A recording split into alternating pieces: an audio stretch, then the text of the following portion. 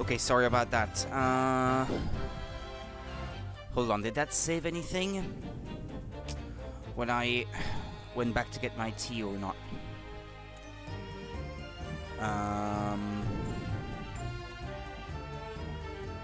No, it looks like it didn't. Okay. So, I'm back now. Welcome. This is part 9 of the Great Ace Attorney 2 Resolve on the Nintendo Switch. We're still on episode 4, so let's continue. I think I stopped right at this cross-examination here. The man who claimed to be an inspector that day was definitely not this man. Is that right to see? You think we would forget these grand lips, huh? I'll never leave Fresno Street, alright. I have no interest in any red-headed league.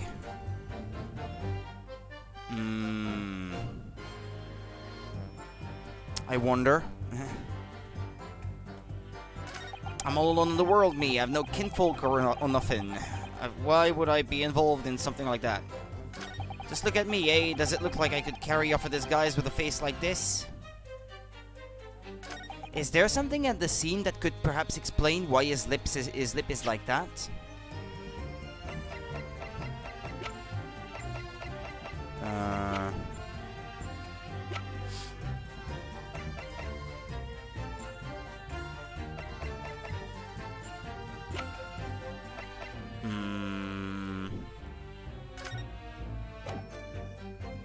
Here's a crazy idea. Is he this guy?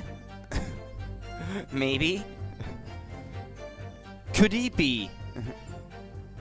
Just unrecognizable because of the lips. Hey, you know what? I think he could be. Look at his hair. Look at his big eyebrows. Well, you know what?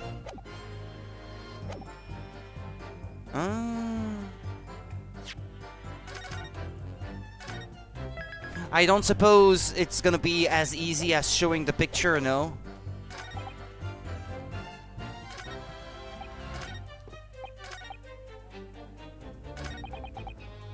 Just look at me, he says. No, it's not gonna be that easy. I'm pretty sure it's him, but it's not gonna be as easy as just pointing the picture and saying, look at this, because the game doesn't expect you to do it that way.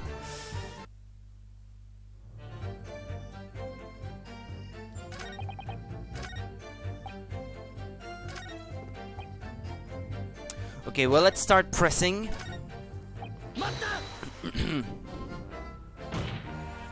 So you say, but how can you be quite so certain? There is no need to hurt your hands on the deck, monsieur. Surely the reason is obvious, no? Because I have never before seen lips like this. They didn't always used to be like that, that's my point. Nevertheless, there's a clear red mark around Mr. Gossip's neck. And it looks very much like that left behind on the neck of your colleague. It looks very much like that left behind on the neck of your colleague by your prized collar. Yeah. Mon Dieu, with your words, it is like you try to wring my neck. It does look very much like my neck, no, though I... No, this is a birthmark, lad. The biggest lips in London and a neck to die for. Aye, they broke the mold when they made me. I know it's you. For the first time in my life. I feel lucky to have been born with red hair. And I thought being Japanese made you stand out in London. So you maintain that you've never seen this man before? Oui, c'est ça. I swear it by the flames of my hair. So fierce pride has outgrown the frustration of you with your hair now, has it?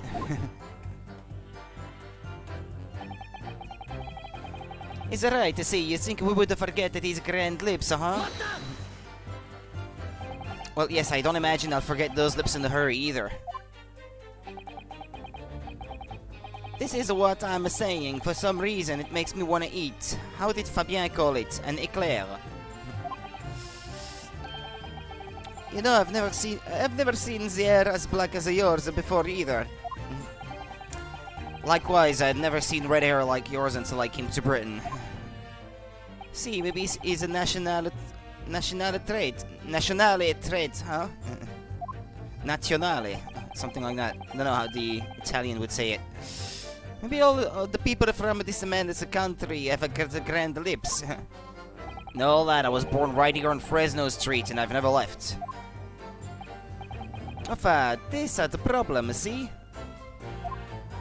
So you definitely didn't go to the park on Lime Street that day, Mr. Gossip? Now, how many times do you want me to say it, eh? I never leave Fresno Street, alright? I've no interest in any red-headed league. So, you'd heard of the Red-Headed League, had you?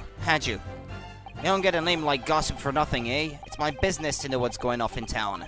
I sold that tasty tidbit to a fair few redheads that came past me. Just between us, I even got Sandwich to cough up for it. Well, he does have a very red nose if that counts. Who knows? But as you can see, my own hair has not got a hint of red in it. In any case, Fresno Street's my patch.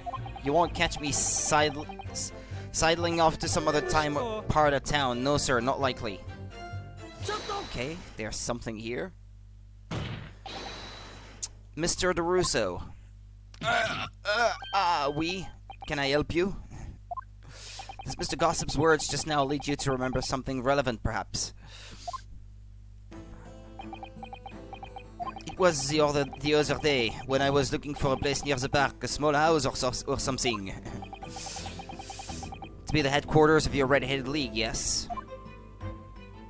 I visited an housing agent on Lime Street, and there I saw him. This man was paying money to the agent. What? Mr. Gossip with a housing agent? He had some kind of contract in his hand, and they were clearly discussing terms. But, no, you're mistaken, chum. I never left Fresno Street, like I said before. You've mistaken me for someone else. Someone with the same face.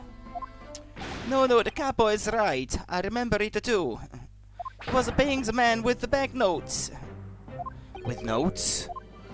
Like I said, that wasn't me.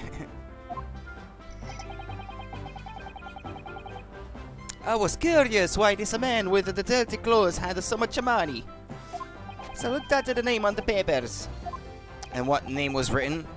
Mr. Gossip? No, I bet it's gonna be Hugh Boone or something like that. No, this man, he lies. He tells you that he has no name. But in fact, he has a name is Hugh Boone, huh? It's better than Mr. Gossip, I think. See? No! Your identity is out in the open. I'm a peddler of tidbits of information, like I said, on Fresno Street, and that's that. I don't much like folk talking about my personal life. Indeed, and it is not the intention of the court to invade the privacy of witnesses. Very well, I shall respect your wishes, sir. The aforementioned name shall be redacted from all court records of this trial, assuming no objections. I have an objection! Thank you. I'm sorry, my lord, but the defense does object. Because the name just mentioned has a very deep significance to this case. It's the proprietor of the crime scene. The owner. Do you similarly object, Prosecutor Asogi? As it happens, my lord, that particular name has already been mentioned during today's proceedings. Well, I never. In what capacity? Hugh Boone, the name of the leaseholder of the room. Or leaseholder, okay. So he's renting it? Let me put this very simply. The victim's body was discovered in your rented room. I suggest, sir, that you start talking. Well, alright, I suppose that might be the case,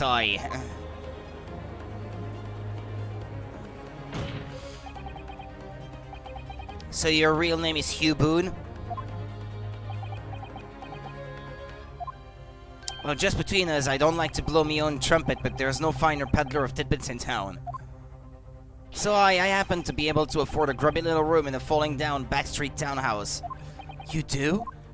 And once every 6 months, I go and pay the rent to the agent on Lime Street. Ah, yeah, I remember now. There were 2 vulgar redheads in there last time. If either of us is vulgar, it's not me. Think again, Peppino. But didn't you bring this up before? It's like I told you already. I don't like talking about my personal life. It's a tidbit. I'm a tidbit peddler as far as everyone else is concerned. No fuss. You will update your testimony to include this most surprising revelation, Mr. Boone. If I must. So the leaseholder Scotland Yard has been looking for since the body was discovered, has been here under our noses all along.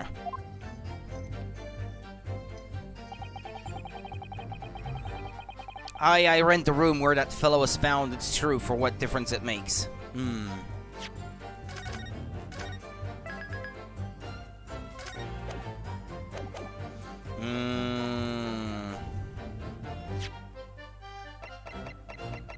I know it's you, but how do I prove it?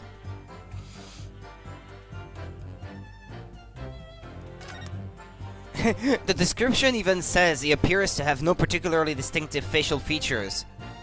But it's him. His eyebrows and hair are the same. I don't know what happened to his lip, but like they got caught in something. Well, you'd better tuck them in. They're gonna get caught in a trap. Well. Or photographic print of a smiling Mrs. Vigil in her younger years. It was found on a desk at the scene of the crime.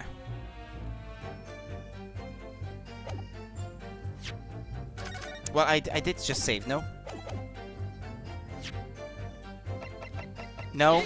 No, it's not gonna work like that.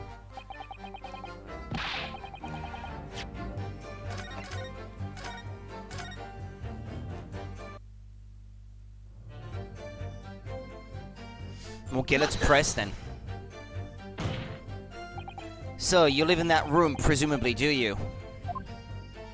No, I don't live there. What do you think? There's no bed, is there? Just a desk. Then, why would you want to rent it? Well, I don't think I should have to say, really. And how about the notice board in there? Which was covered from top to bottom in confidential documents only the police should have had access to. No, that board's not mine. The inspector must have brought it along. It's only the other bits and bobs that belong to me, the desk and the chair and that.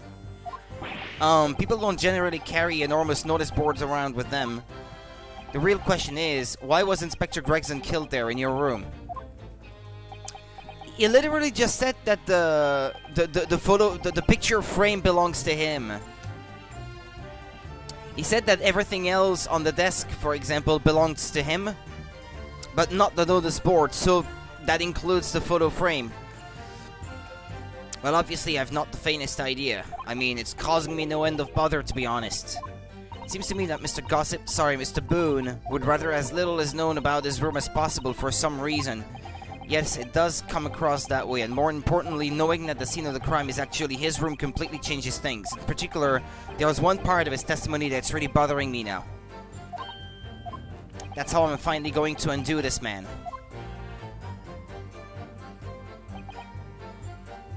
Or maybe now I can present it here?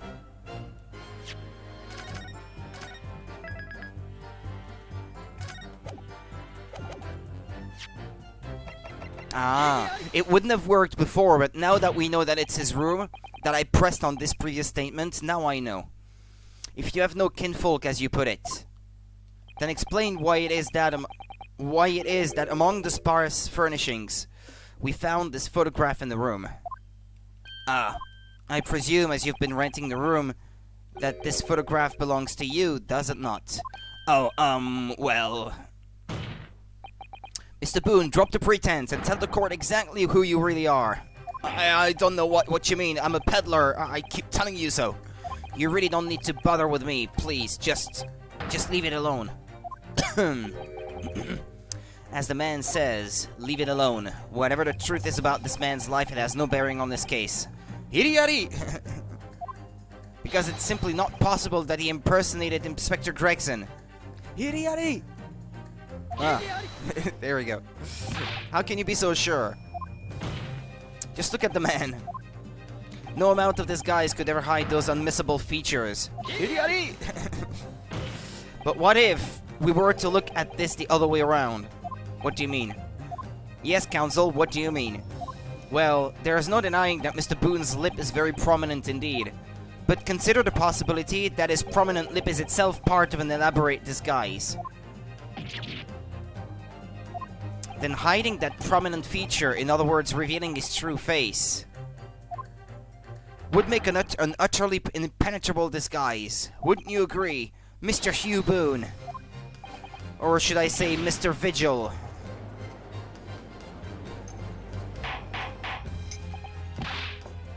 Good witness! Are you still hiding the truth from this court? If that's a disguise, then underneath it, his true identity must be...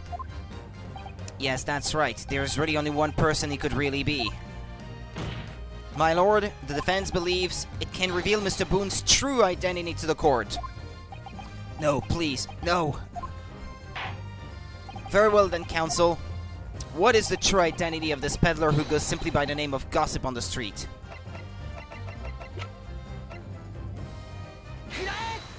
That's who he is. Your real name is actually Mr. Vigil, isn't it? Mr. Daily Vigil. Ah! I don't recall that name, Counsel. Who is this Mr. Vigil? It's a name I encountered yesterday, my lord. It has to do with a certain client of Mr. Herlock Sholmes. A young gentlewoman came to the detective asking him to locate her missing husband. The woman in this photograph, in fact. This is Mrs. Vigil. What? From what I understand, you haven't returned home since the night before the inspector was found dead.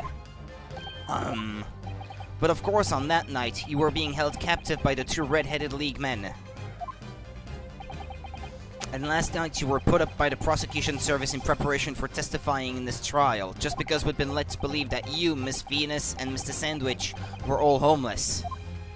Being important witnesses in this case, we needed to know where we could find you, of course. And that explains why you've not only been unable to return home, but also unable to contact your wife, who's been beside herself with worry, waiting for you at the Vigil residence. Now you just hold on a minute. I don't have the first idea what I'm talking about, really. It's a simple enough matter to confirm my suspicions. All we have to do is pull off that disguise. Is it a fake lip? I imagined it had been swollen or something. No, please. Bailiff, bring soap, a sponge, and a wash bowl at once. Mr. DeRusso and Mr. DeRossi, you will restrain the witness. We, my lord. We, my lord. See, my lord. Ah! No! Stop! Get off! Don't! Is the nose fake as well? Oh, the lips were fake, okay. Yeah, it was him, I knew it.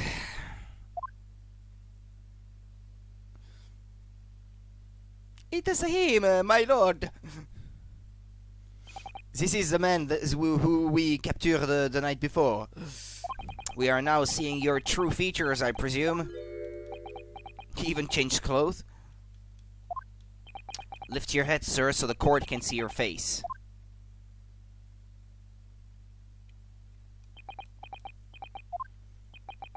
It would appear that the defense's counsel assertion was entirely correct. This has all been a very elaborate deception. So, witnesses, tell the court, have you seen this man before? I don't believe it, but... See, there is no question. This is the inspector we saw in the park. Extraordinary.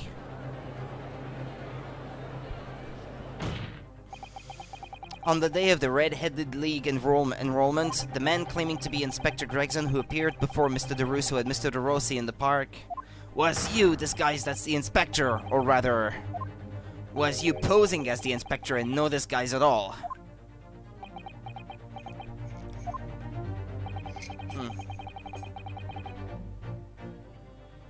Mr. Vigil was formerly employed as the chief warder at Barclay Prison. The chief warder? Then your career had promise. Why you would quite possibly have become the future governor of the prison. What on earth have you been doing peddling tittle-tattle on Fresno Street? Well, it's been 10 years since Mr. Vigil worked at the prison. 10 years? I'm really dreadfully sorry about all this. Yes, it's true. I am Daily Vigil. And you were the chief warder at Barclay Prison 10 years ago? So where did Mr. Hugh Boone come from? Boone is the other me. It's a name I invented. Well, evidently there is a great deal under the surface here. I'll explain everything. I'll tell you just how wretched my life has become.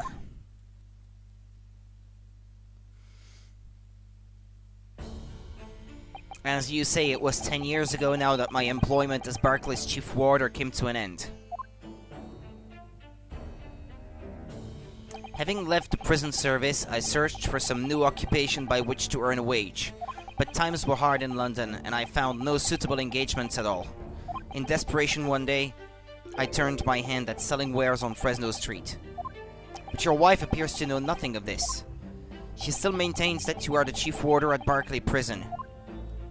I was utterly determined that my wife should not know of my failings, which is why I've never told her.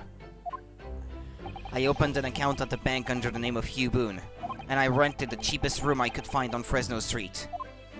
The scene of the very crime we're investigating. Yes, that's right. A place from which I could emerge every morning at 8 as a squalid peddler, and transform myself back every evening at 5 into a well-dressed man about town before returning home. That quickly became my daily routine. I was puzzled by the lack of furniture in the room, but that explains it. Didn't need much, but why on earth didn't you just tell us this in the first place? I have a wife, sir, and 2 sons, and without wishing to sound self-conceited, they regard me with some pride. I couldn't bring myself to disappoint them. So instead you decided to conceal your occupation from them. Yes, I've made such a terrible mess of everything. Still, one thing doesn't add up. No matter how many tidbits of information you could sell to passing gentlemen, even at 6p apiece, you couldn't hope to match the salary you must have commanded as chief warder at the prison. Well, if he was stealing information from the police somehow, I don't know how, like the notice board. If it was him, or was he maybe working with the police? Was he an informant? I wonder now. Maybe the information he was selling was actually pretty valuable to someone. Very true, to have kept your family in comfort despite 10 years of someone misbegotten employment. I was actually thinking about that, because if he was only making money as a peddler on the street, the change in income would have been noticed by the rest of his family and his wife, not the least of which, so,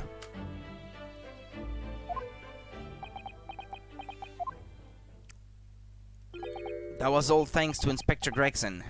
What? Inspector Gregson? What on earth? It was some years after I had invented Boone and begun my other life as a street seller. He, the inspector that is, recognized me one day. Do you mean to say the victim was an acquaintance of yours? What if he was often at the prison, maybe, or something? Yeah, maybe. I knew him from my time working at the prison. When he saw what I'd become, he was deeply troubled for me and my family. And from that day forward, he visited me on Fresno Street with increasing regularity. Then one day, he asked me if I would carry out a secret assignment for him. A secret? What was it? I was to impersonate the inspector. What? Impersonate him? That sounds a bit too convenient of an explanation, though. I wonder if it's entirely true what he's saying. We always met in that little room so the inspector could brief me. visit Orxy's tomorrow and take a statement from the proprietress. It was always something along those lines. Surveillance work, interviewing people. On those occasions, he would lend me his identification so people would believe who I was. My instructions were to make an impression, to let people know that Inspector Gregson had been at work. And for those services, he compensated me financially. A Scotland Yard inspector willingly relinquished his identification into your care with intent to deceive? That, as I'm sure I need to point out, is a very serious criminal offense. But why? What was the point of you impersonating him? I truthfully do not know. All I can say is that the inspector warned me on numerous occasions. Now remember, Vigil, I need your solemn word. You don't blab about this to anyone, alright? Ever. Even if, well, if I end up a croaker.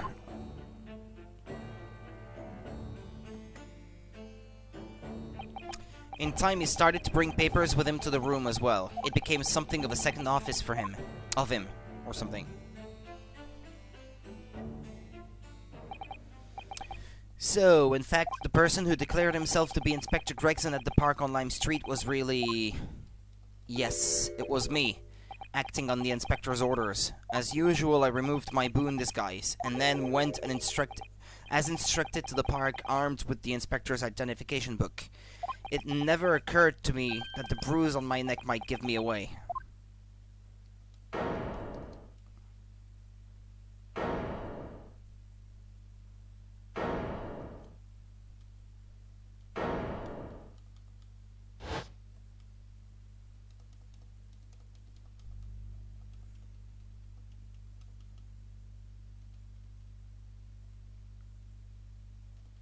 Well, it would seem this confession completely destroys the defense's case.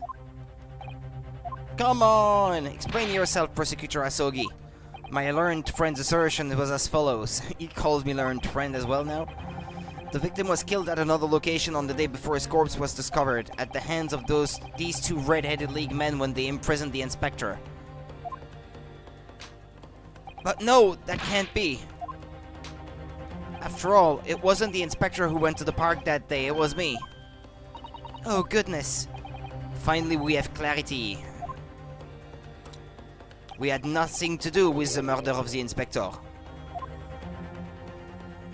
And merci, Monsieur de la Défense, for proving it. Arr!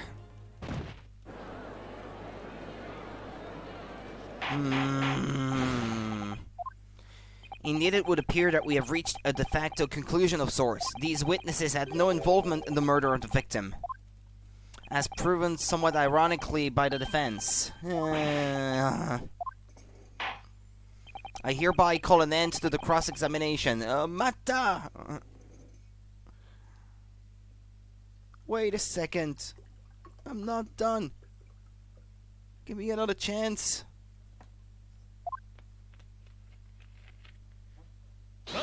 Mata.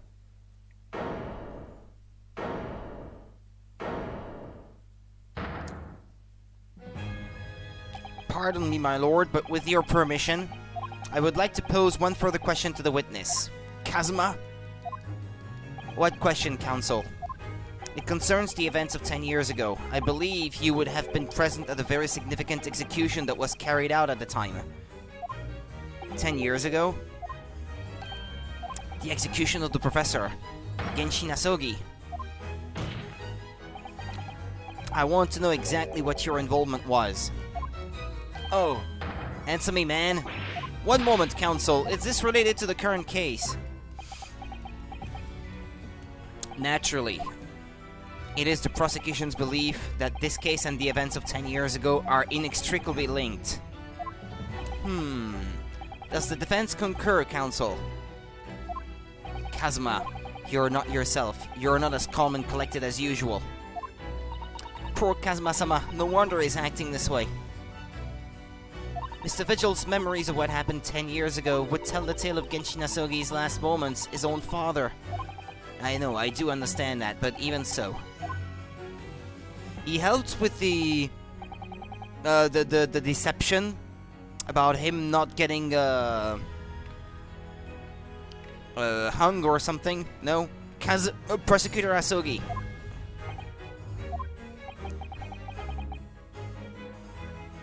Do you genuinely believe that this question requires an answer in order to learn the truth behind Inspector Gregson's death? I need you to trust me, please. Very well. Then the defense has no objection. I see. In that case, you will answer the question, witness.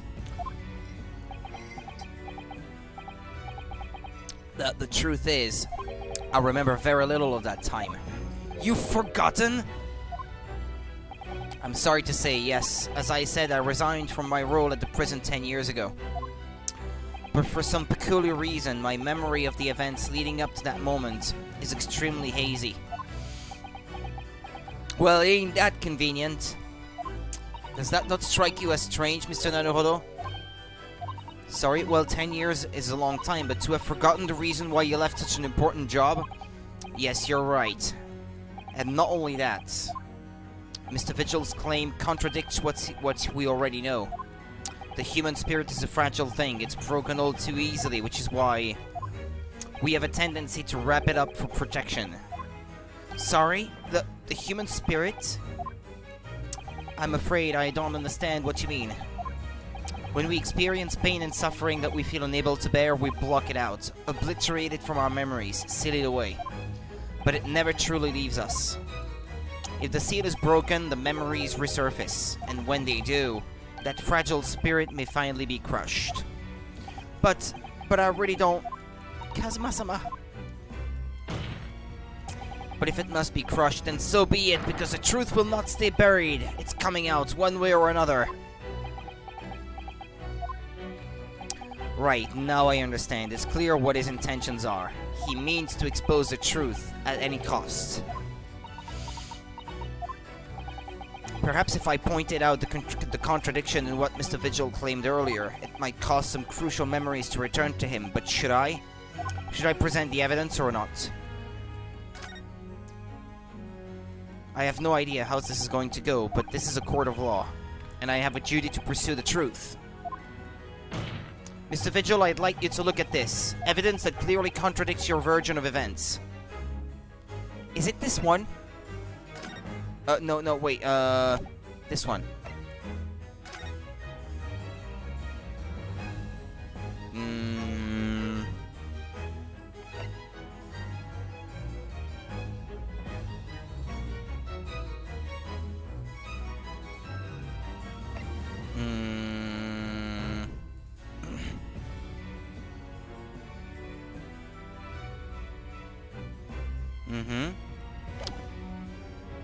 I don't see what else it could be. It has to be this one.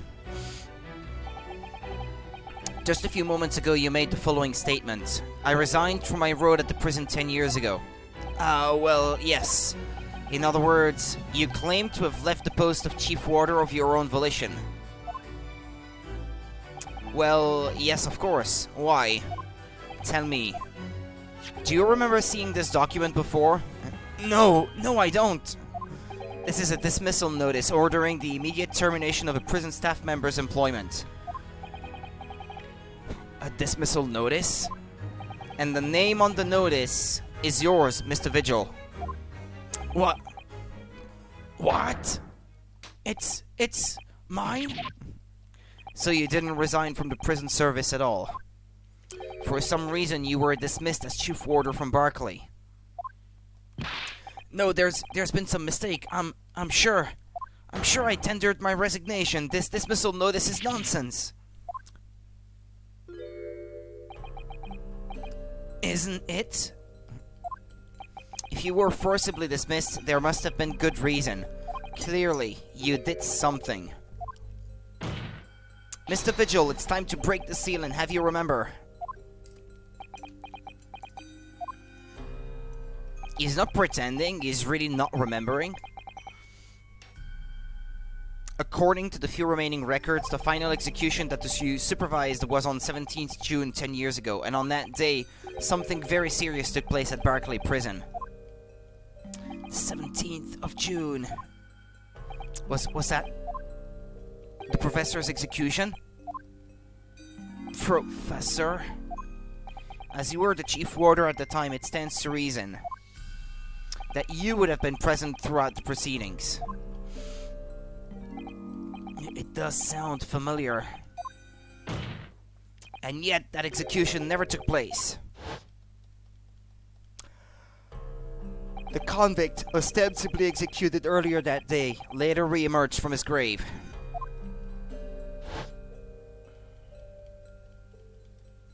The convict came back to life. In the cemetery in the middle of the night, there was a witness. However, the witness claims that a moment after he saw the convict clambering out of his grave, a gunshot rang out from over his shoulder, and the bullet pierced the professor's chest, killing him instantly.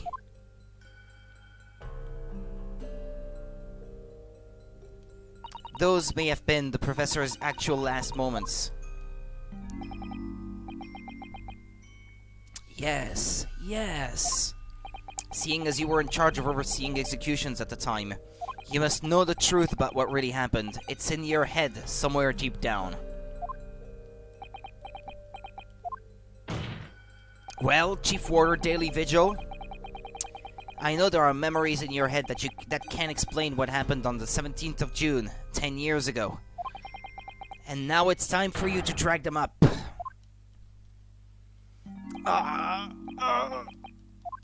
Mr. Vigil?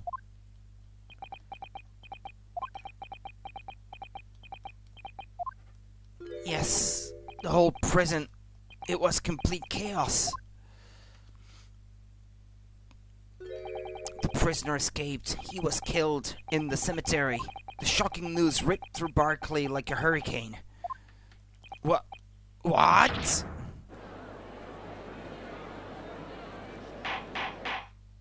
Hordar! Do you mean to say, Mr. Vigil, that your memories of the time have returned? My head, it's like some floodgates have been opened. The images, the screams. Oh my goodness. The papers. There were reports, articles about a man who'd seen a ghost. Yes, Enoch Drebber. But surely those reports were exaggerated. There were traces at the scene. Traces of what?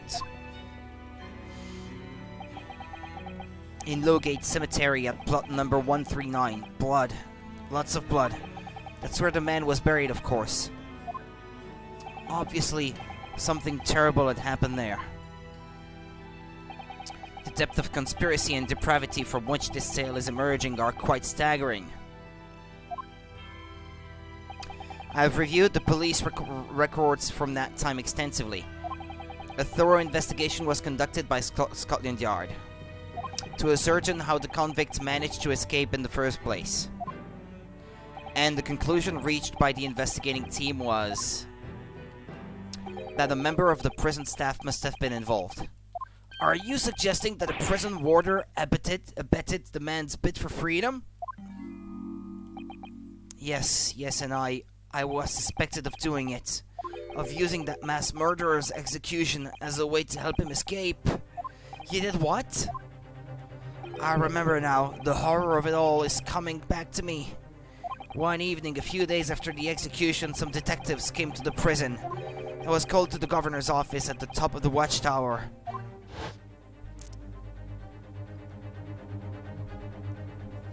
I'm sorry, Daly, this is a serious business, but I cannot help you know. As Chief Warder, you were responsible for overseeing the execution of Foray. Well, it seems the fellas at Scotland Yard want to have a few wee words with you about it. You'd better pack your things, laddie. You're to attend in person. As soon as he told me that, my mind just went completely blank. And the next thing I knew, stop spinning like that. The professor, the most hated killer in our country's history. And I let him escape. I'm finished. My life is over. Ah! Scary.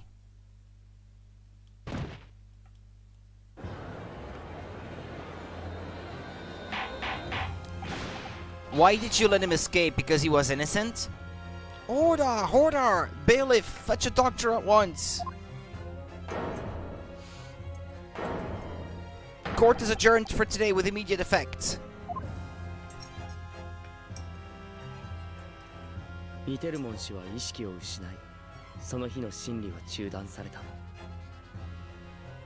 it on autoplay. またしても呪いのように浮かび上がる殺人鬼の影。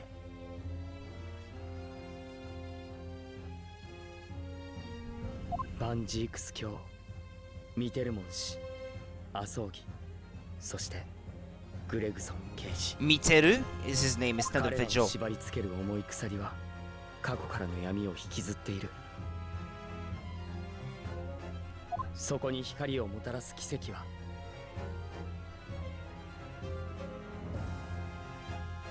もうそこまで迫っていた。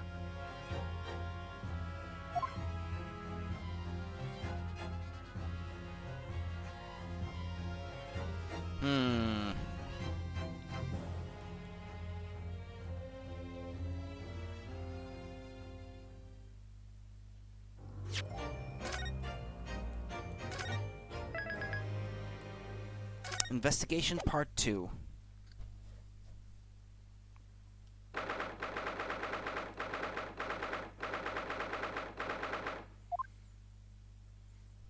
I still can't quite believe what just happened. I know, I inquired with the bailiff after the court session was adjourned, and it seems Mr. Vigil was taken to hospital to recover. Right. 10 years ago now, Mr. Vigil attempted to commit suicide by jumping out of the window of the prison governor's office. But ever since then, he's completely blocked the memory of those events from his mind. Nobody knew his secret, not his family, not even the man himself, but I forced it out into the open. Was it wrong of me to do that? Did I overstep the mark, I wonder? Bruno! Oh, Iris. You were miles away. Anyway, I brewed a fresh pot of soothing tea for you. Oh, thank you. You and Susie have had an exhausting day so far, haven't you? Oh.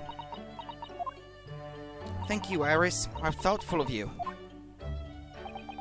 Do you happen to know where Mr. Sholmes is? When we came out of the courtroom back into the defendant's antechamber, it disappeared. Oh, no, I don't know. He just suddenly sprang to his feet and left. All he said was, I must leave. I wonder if he's pursuing the mystery of Inspector Gregson's death. Well, you know what Hurley is always saying, don't you? There are mysteries in this world that should perhaps never be solved. For the construction of a solution comes only at the expense of the destruction of something else. What does that mean? He knows very well that when you open someone else's old wounds, you often open your own too, but he just can't take his own advice and leave well alone. Solving mysteries is too important to him. That's so true. But that's what I like about Hurley, after all. I suppose that's the lot of a great detective in some ways. So then, let's have tea, and then I'll give you a hand. Oh, do you have time, Iris? Yes, I finished this month's manuscript at last, with barely a day to spare before the deadline. Oh, I'm so looking forward to it. A brand new story to read in the adventures of Sherlock Holmes. You know, I've always hired Early's violin in the days before I have a deadline. You do? Poor Mr. Holmes. Sure, that's very wise, Iris. How sensible of you. Now then, my dear fellows, let's make a plan of action before we continue our investigation.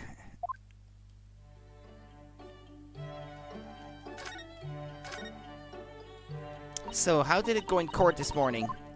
Well, we still don't know the truth about what really happened, but one thing's increasingly clear. Lord Vanzeks definitely didn't do it. Oh, goody. Yes, that's right. We managed to uncover several new facts as well. Oh, really? And there was another development too. Kazuma. Yes, it's quite clear now that Kazuma-sama is not himself. The way he's acting, it's almost as if he is possessed. I know, I mean, at the end of the proceedings earlier, he was like a bloodhound the way he was chasing down Mr. Vigil's forgotten past. He's not normally so mercilessly persistent. What's going on in his head, I wonder? I really need to sit down with Kazuma and try to understand what he's going through. If Gregson was really murdered the day before his body was discovered, then Lord Vanzeks has to be innocent, you see. What, the day before? Well, that should be easy enough to work out just by examining the corpse, surely. Yes, you would expect so, but curiously, no time of death was included in the autopsy report. That is curious. There are still unanswered questions about Lord Vanzeks, though, aren't there?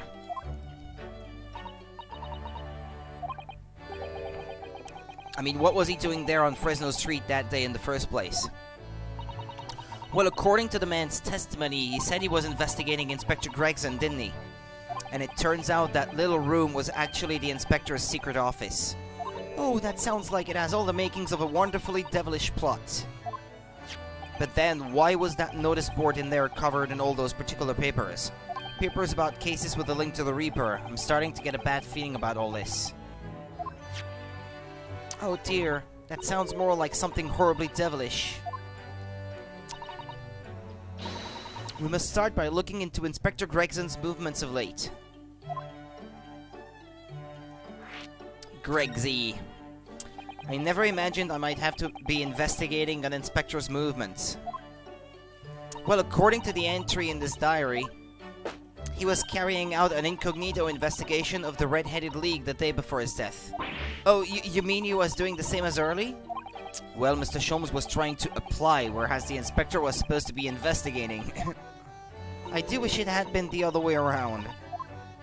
Anyway, as it turns out, the inspector who went to investigate the Red-Headed League that day wasn't actually Gregson at all. It was Mr. Vigil, in possession of Gregson's identification. You know what that sounds like to me? I'll tell you what it sounds like to me. He was forging an alibi for himself so that he could be somewhere else without anyone knowing. Establishing an alibi, well, there you go. Yeah. Oh my, yes, you're absolutely right, Iris. But why would Gregson need an alibi? He was investigating something that nobody could know about. It would appear that the inspector had something to do that he wished to keep secret. Well, yeah, there you go. I don't believe it. I always thought he was just a harmless lover of fish and chips. But perhaps they were seasoned with something a little more potent than salt and vinegar. Don't talk to me about vinegar on chips. That's blasphemy. I think perhaps we should try to move away from food analogies. Well, anyway, if Lord Vanzeks felt the need to investigate Gregson... Yes, I agree. We must try to find out what he knows. Oh, oops. I went and picked the wrong thing.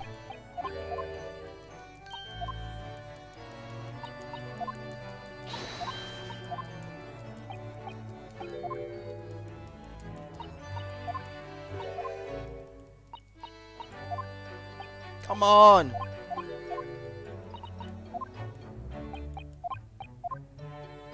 Alright. Mr. Vigil's condition.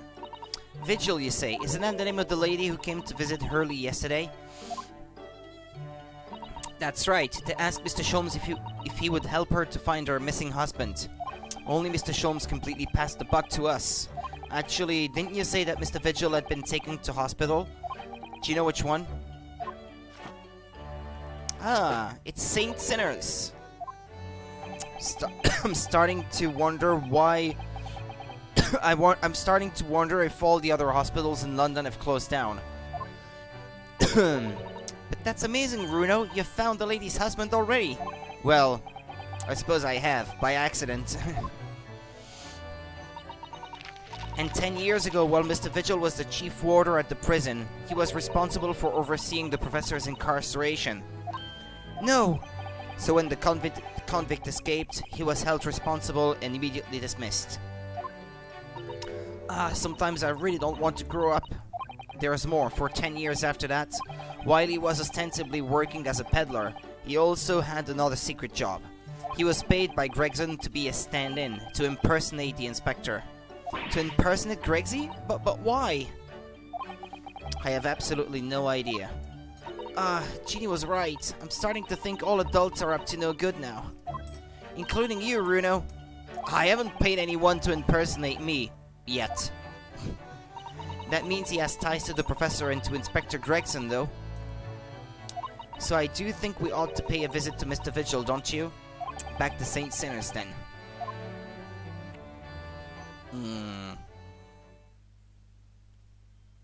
Well, I think it's clear what we need to do, isn't it?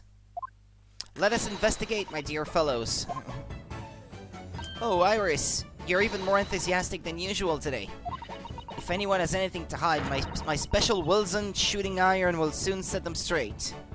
That water pistol. It's stuffed full of a piping hot extra special blend of mine. Then I'm quite sure it will be very effective. I'd better be careful not to hide anything. Well, it feels a little strange that Mr. Sholmes is nowhere to be seen, but still. Let's go and see what we can find out. Yes!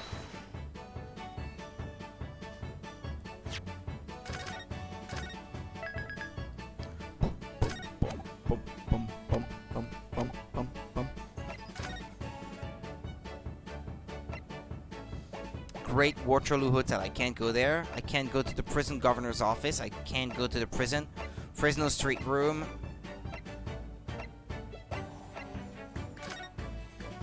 Anything in here?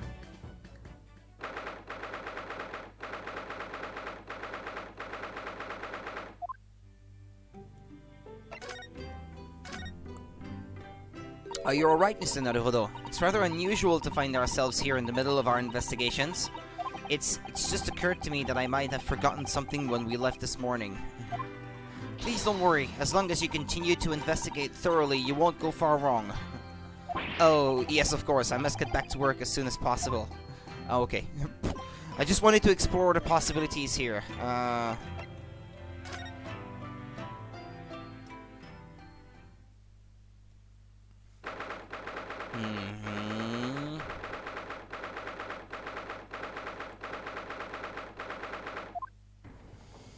No arguments, Professor Asogi. You will continue with the trial exactly as I instructed. Is that clear? Perfectly. It's Kazuma-sama.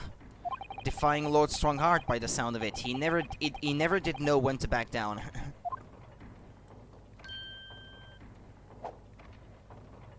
On your way now, Asogi. My lord.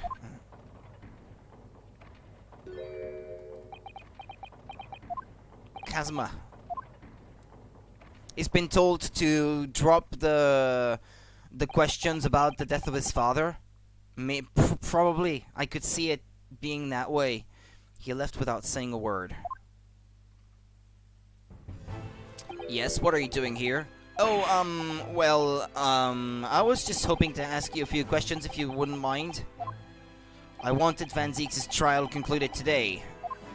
But Prosecutor Asogi's unwelcome inquiries are going to make it take longer than necessary. Unwelcome inquiries? As a result, I'm losing even more precious time.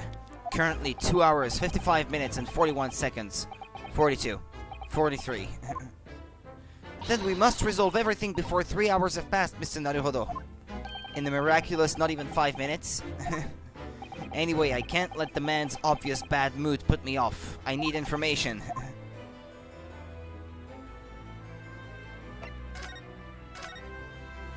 Does Prosecutor Asogi believe that Lord Vanzeks is the Reaper?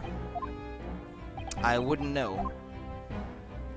It was 10 years ago, in that fateful closed trial, that Lord Vanzeks made a name for himself among the judiciary. But the next trial he fought, he lost. It meant the ringleader of a criminal organization was acquitted thanks to all the jurors being under duress. But that's awful. The man's freedom was short-lived. He lasted just 3 days. Yes, let me see. He died in a rock slide at his place of work, I believe. Is there anything that is not written in your book? Correct. That was the inauguration of the Reaper of the Bailey. And people believed Lord Vanzeks was responsible. He was brought to trial himself, but it was shown to have been an accident. So he must have had a solid alibi then. Nevertheless, the mysterious death continued. In total, 16 persons perished in unusual circumstances, ostensibly at the hand of the Reaper. That's a long run of coincidences. Well, the Reaper's true identity may well be revealed by this trial, and the impact that revelation would have on the British public cannot be understated.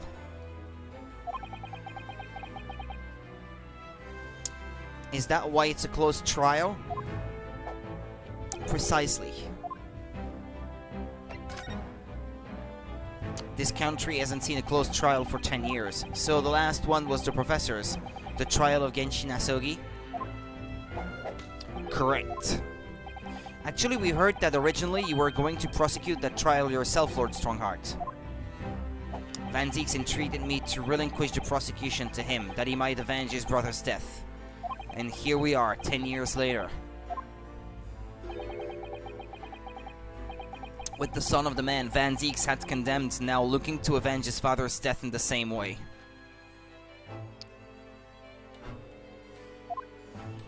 They do say that what goes around comes around. Nothing changes and it's all the same. The world you get's the one you give away. It all just happens again way down the line. However, it would seem that the new young prosecutor is harboring some ulterior motive as well. Kazuma is... I like my organization to run smoothly in the exact manner that I describe. As with the giant clock in here, I won't tolerate a single cog being out of step with the others. Ah, so that's what all these gears are about in here. If the young man refuses to mesh with the other parts of my great machine, I will be forced to take steps. What do you mean? Not something with which you need to concern yourself. In any case, all your questions will be answered tomorrow.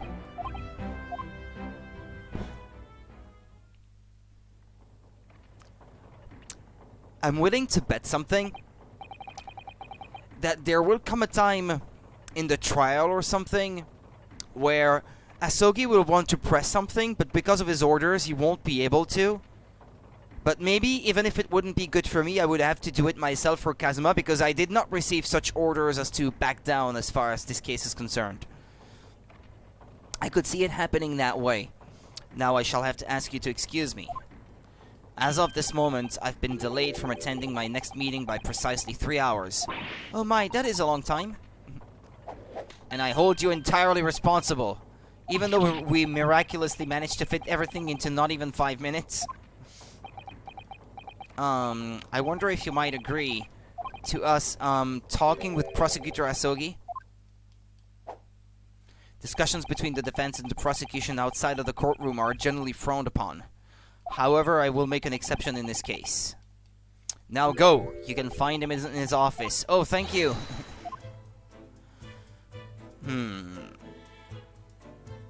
Let's go to see him at once, Mr. Naruhodo.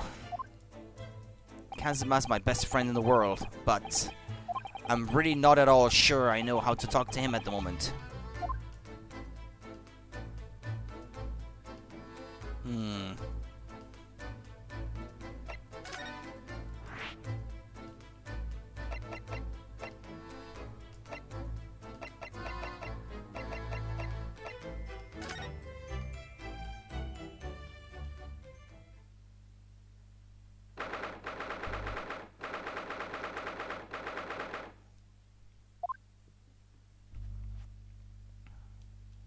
So, this is the office of Prosecutor Asogi now, is it?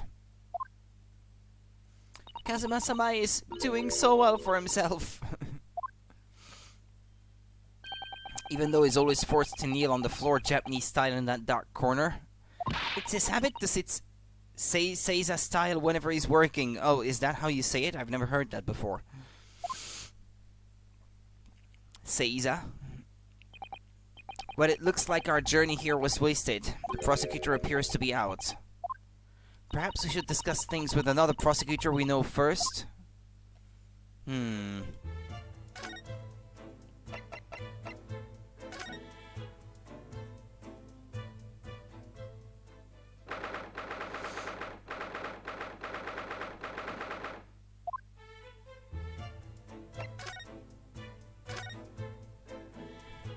Well, I suppose there's nothing new here, right?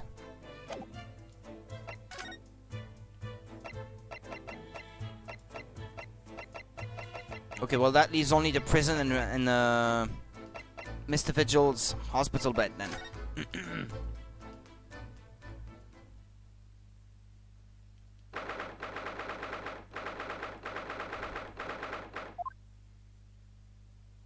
Lord Vanzeks is reading, look.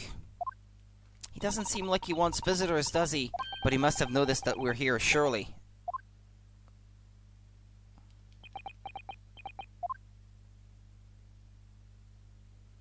What do you Nipponese want?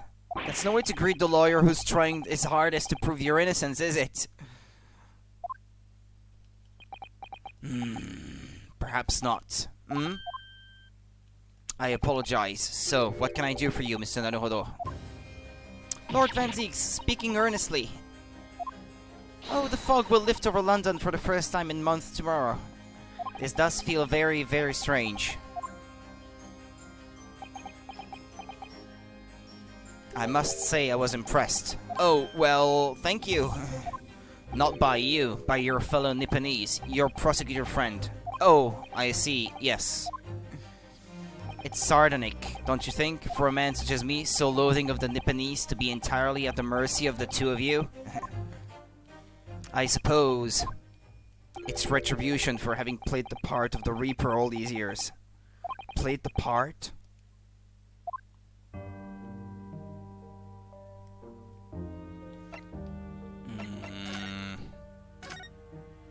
You once told me that you gladly allowed people to believe you were the Reaper, because it helps reduce the amount of serious crime that took place in London.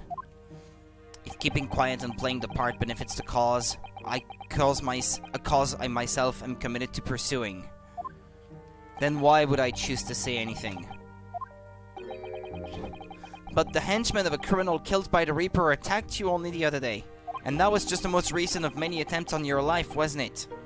Someone is clearly profiting from your silence about all this. Someone is using you. Believe me, ever since the Reaper first appeared, I've been doing my utmost to expose him. Or rather, expose the organization. Ah, it's a whole organization?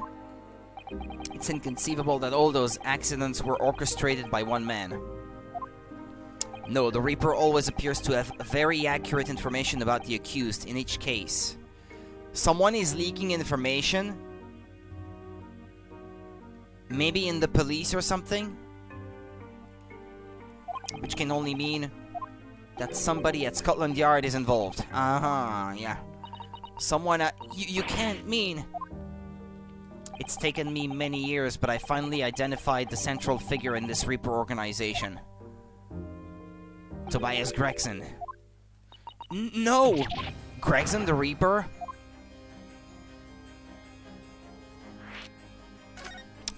I sort of thought that it might be possible before, but maybe that's why you wanted to go to Paris, perhaps? To escape investigation? Because Vanzeks was onto him? I don't know. Just saying. So the reason you were investigating Inspector Gregson is because you intended to expose him as the Reaper?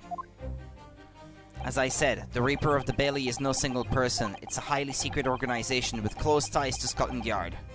But there's no doubt that Gregson was a key member of that organization. I don't believe it. Are you saying that Gregsy, that he was behind all those awful criminals meeting there Gregson didn't do the dirty work himself. Oh. He was the tactician. His job was to covertly investigate the marks and plot their assassinations. In order to do that without arousing suspicion, he regularly needed a firm alibi. Which is where Mr. Vigil came in, posing as the inspector. Ah. Vigil knows nothing of the Reaper, but the room he rents on Fresno Street was almost certainly the headquarters of the operation. Gregson would have met the assassin there for briefings. So we don't actually know who carried out the killings then. It wouldn't be someone that we already know, I guess. He has a name? You what? What if you can name the man? You have the true identity of the Reaper already then. Or if I can name the woman. Oh. She's a young woman by the name of Assassin? Yeah, Assassin. Wait, what? Shin?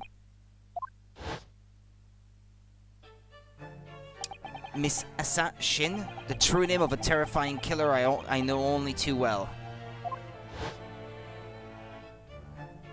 She came to Japan posing as a visiting student and murdered Dr. John H. Wilson. Then just when it seemed that diplomatic protection would help her escape Japan and conviction, the mysterious woman was herself murdered in a small summer beach hut. And that woman, who was actually the Reaper of the Bailey? But if she was in Japan... Mr. Naruhodo, this perhaps isn't the place to discuss. No, of course not. We can't mention it here. The fact that she killed Dr. John H. Wilson because Iris doesn't know, and it's very likely that the man was her father. Assassin. I should let father know at once. Yes, I agree.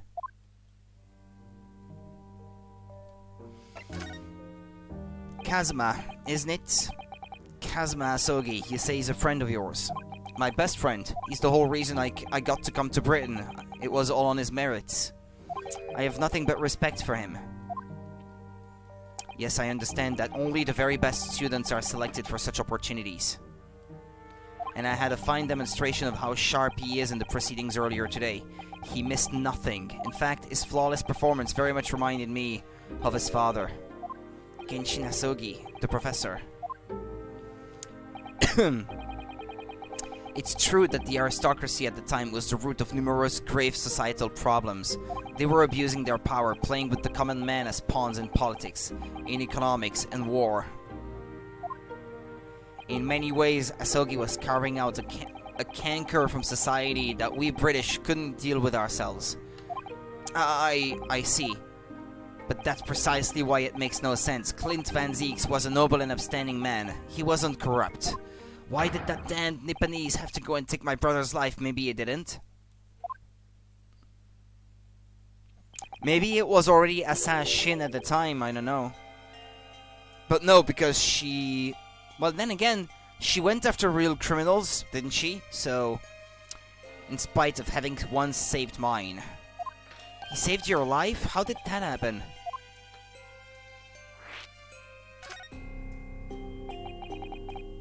It was 10 years ago on a foggy night. What was to be the professor's final strike had sent a wave of panic through the capital, so Clint Vanzeks had already been killed at this point then. Genshin and I were walking down some back streets at a late hour. Of course, at that point, I had no idea of the true nature of the man at my side. All of a sudden... Don't make a peep, you're coming with us. We were surrounded. All of our assailants were armed with pistols, their faces obscured by scars. Clint was not only from noble heritage, he was a brilliant prosecutor as well. The scum of London hated the sight of him, and they had no sympathy for his younger brother either. And been targeted several times before already. Yeah, it's Vanzeks, alright. We've got him. I could hear them murmuring amongst themselves. I knew they were after me, but just when I thought my time had come, if I let them kill you, Clint would never forgive me. It was Asogi's voice, just a whisper in my ear.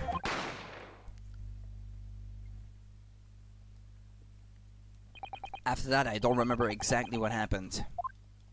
The next thing I knew, there was silence all around. Genshin lay on the cobbled street, Blood was seeping from his left hand. He shielded me. He shielded me?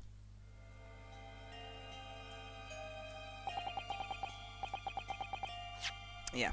2 days later, they arrested him. On suspicion of being London's most notorious mass murderer ever. The Professor. How awful for you.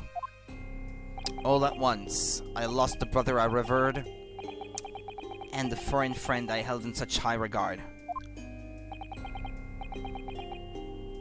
I'm so sorry, Lord Vanzeks. That's the end of my miserable tale. I never thought I'd recount it to anyone. Well, thank you for confiding in me. The Professor, the Reaper, and Inspector Gregson. I wondered just how intimately related they all are. I still can't quite believe that Gregson was essentially the Reaper, giving assassination orders to Giselle Brett.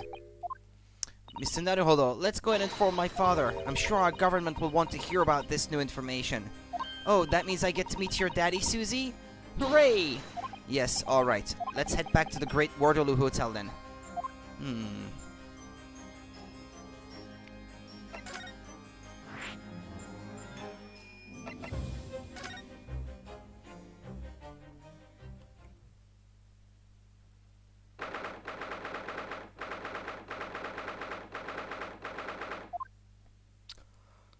I thought it yesterday and I think it again today. This place is so princely. It's a wild guess, but I have a feeling you'll think the same tomorrow too. My tea has a finer fragrance than whatever they're serving in the tea room here though, wouldn't you say? Ah, look who we have here. This is an unexpected pleasure. Ah, Father! Oh, is this your daddy, Susie? How lovely. What a charming young lady. And you are? Ah, really? Sir, you're the author of The Adventures of Sherlock Holmes, are you? That's me, Iris Wilson, at your service, sir. Susie's been such a wonderful friend to me over the last year, you know. Well, Miss Wilson, I must say I read your work regularly and with much interest. Iris actually lives with Mr. Sholmes, you know, Father. Is that so? Well, perhaps that goes some way to explaining that bright look in your eyes. Hee hee. You wouldn't be smiling so airily if you knew just how bright she is, believe me. Now then, young Naruhodo, it was a pleasure seeing you in action earlier. As an invitee of the symposium, I was allowed to observe from the gallery, after I twisted some arms, and I must say it was a truly exemplary performance. Oh, well, thank you very much. Although I'm fairly sure you omitted by Kazuma on the end there. No, please don't misunderstand me. It was you who impressed me. Really? You didn't miss a step against Asogi, and we all know how capable he is. Really, to have matured into such a fine defense lawyer in less than a year is quite extraordinary. It's very kind of you to say so, and really nice to hear. What I saw in court today confirmed what I'd been hoping for. The favor I mentioned yesterday, Naruhodo, I trust you haven't forgotten. Oh, no, you did mention something, didn't you? But first, we have something to report, Father. Of course. Shall we take tea while we discuss matters further? I wonder where Judge Jigoku has got to.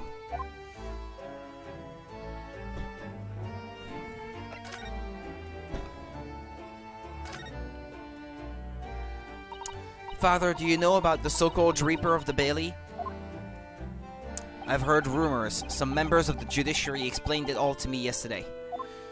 Of course, when I was a visiting student here in London, the Reaper was yet to emerge. Right, it didn't appear until after that case when the visiting students had already returned home. Lord Vanzeks, who was in the dock today, that was Barak, the younger brother of Clint Vanzeks, I believe. That's right, and he's known throughout London as the Reaper, as you've heard. But the truth is, it wasn't him behind all those mysterious deaths, it was somebody else. I see. So what you're saying is there's been a professional killer at work here. Exactly, someone by the name of Asan Shin, in fact. I beg your pardon? Did you say... Assassin? You mean that Giselle Brett woman who was responsible for killing my great friend? Oh no, a friend of yours was killed? Hush, hush, hush! She must not know. Professor Mikotoba, I think perhaps we shouldn't discuss this right now. Because the friend the professor is talking about is Dr. John H. Wilson, yeah. And that's not something we want Iris to find out about. Not like this, anyway.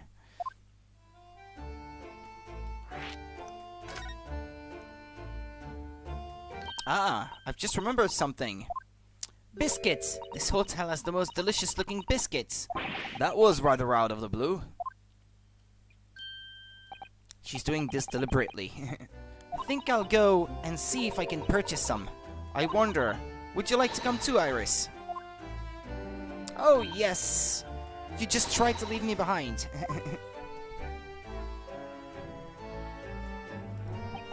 So that young girl is called Iris Wilson, is she? Yes, that's right, and she's the author of all those adventure stories starring the great Detective Sholmes. But the name of the credited author isn't Iris, is it? It's Dr. John H. Wilson. Yes, I know. That's the name of her father, you see. Her father? Dr. John H. Wilson. I was deeply indebted to the man for all the kindness he showed me during my time in London. That's why I was keen to reciprocate and invite him to the Imperial Yume University 4 years ago. But he was murdered last year by Giselle Brett. Why? Why would the hand of the Reaper stretch all the way to Japan? Iris knows nothing about the case, but it seems very likely that the victim, Dr. Wilson, was her father. Well, I can't say that we ever spoke about this family, so I don't know if he had a daughter or not. But I think I can say with some certainty that he was never a great detective's partner. So it could have been another Dr. Wilson, you think? Well, John and Wilson are both common names after all. Still, it's probably best not to mention this to the young lady until we can be sure. That's what we thought, yes. Actually, I thought the matter was pretty much resolved at this point, that they were the same person. With him having gone to a faraway place or something, and there being a Dr. John H. Wilson in Japan as it happens. That's what we thought, yes. We're back with cinnamon biscuits. Oh, they smell delicious, Iris. I think cinnamon will go very well with the tea they serve here, don't you, Susie? Yes, I'm sure you're right, Iris.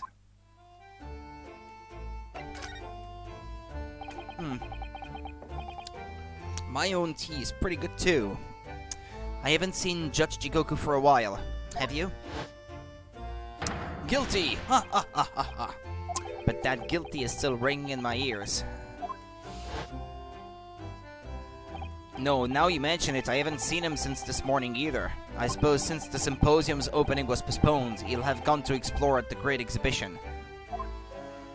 That reminds me of something you mentioned yesterday. About Judge Jigoku having once been in the dock himself. Ah yes, it was all tied up with that accursed trial. The close trial of Kazuma's father. Seiichiro was trying to mitigate Genshin's guilt, so he took to the stand to testify, but he got a little carried away and actually managed to break the witness stand. Oh my! He also said some contemptuous words about the British Empire, for which he was charged. Oh dear. Although it's worryingly easy to imagine him doing that. Well, it was all right in the end. He was acquitted and we returned home to Japan together. Thank goodness. Ah yes, talking of Seiichiro. I have a copy of the photograph we all took together here yesterday, please. Oh, what a lovely picture.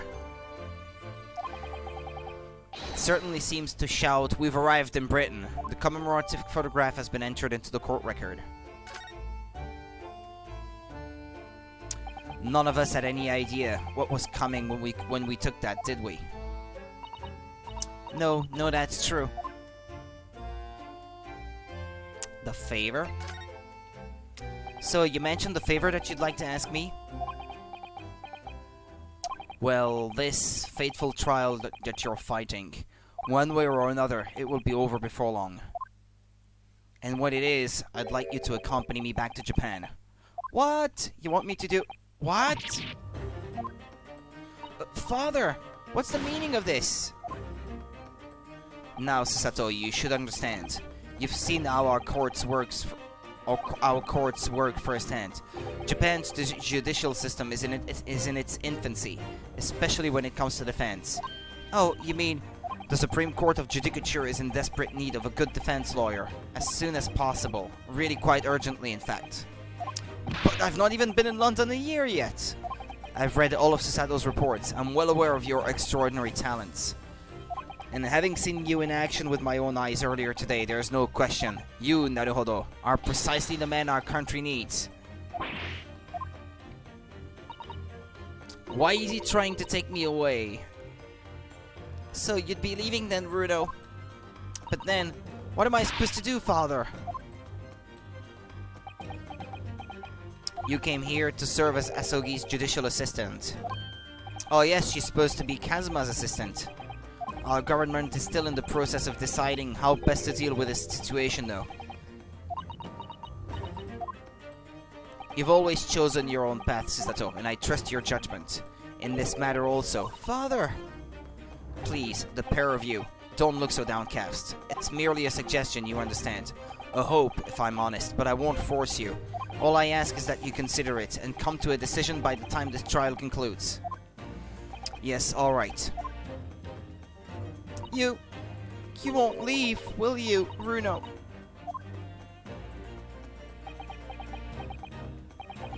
The thought hadn't even crossed my mind. Up until now, I've just been trying to do what I believe to be Kazuma's will. But it turns out that he is still alive, so... where does that leave me? I wonder why I now have this picture in my court record. This last one. What does this have to do with the case? They wouldn't have given it to me unless it had something to do. And it wouldn't be the two people in the middle. It would have to be something to do with the others, right? Is it possible that Judge Jigoku, maybe? Could it be that the reason we don't know where he is that there's something going on with him at the moment?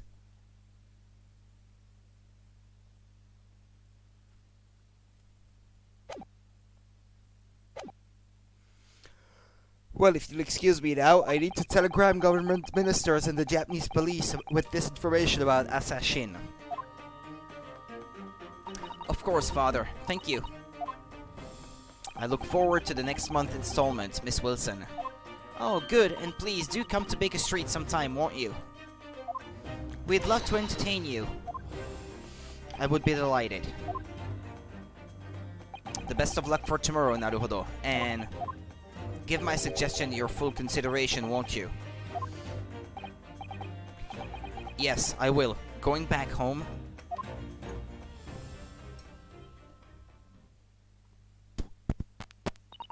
You know, Kazuma-sama has always meant a great deal to my father.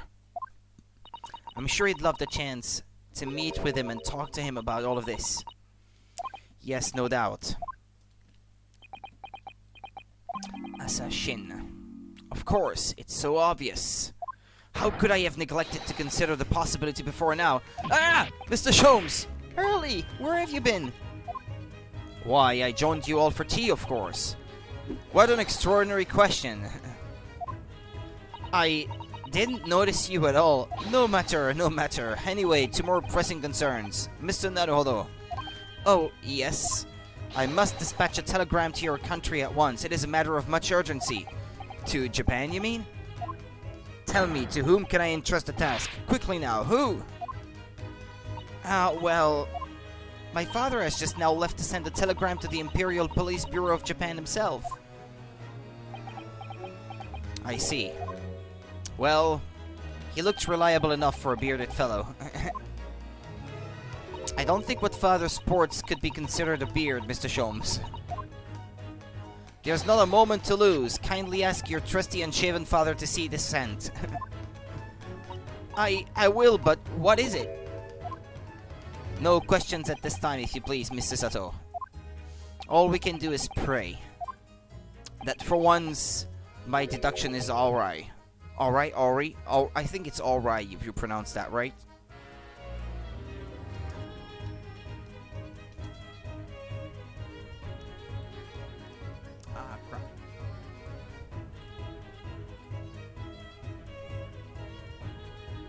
Awry. Awry.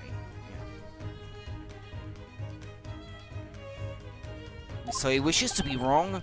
Doesn't that imply that your deductions are normally correct, Mr. Sholmes? Which isn't exactly... Now then! You may be surprised... Hold on. You may be surprised to learn that I am a very busy man. I certainly have no time to hide behind settees and eavesdrop on other people's conversations. This is what you do all the time. So that's what's joining us for tea meant. I'll leave the sending of this in your hands then, my dear fellows. Oh, wait a minute, Mr. Sholmes. He just sort of ran off, didn't he? At quite a pace. And left the unpaid bill for his tea behind, too. I must catch up with Father at the telegraph office. At once. And I'll run and call us a cab. Straight away. And there was me thinking everyone would be clamoring to pay Mr. Sholmes' bill.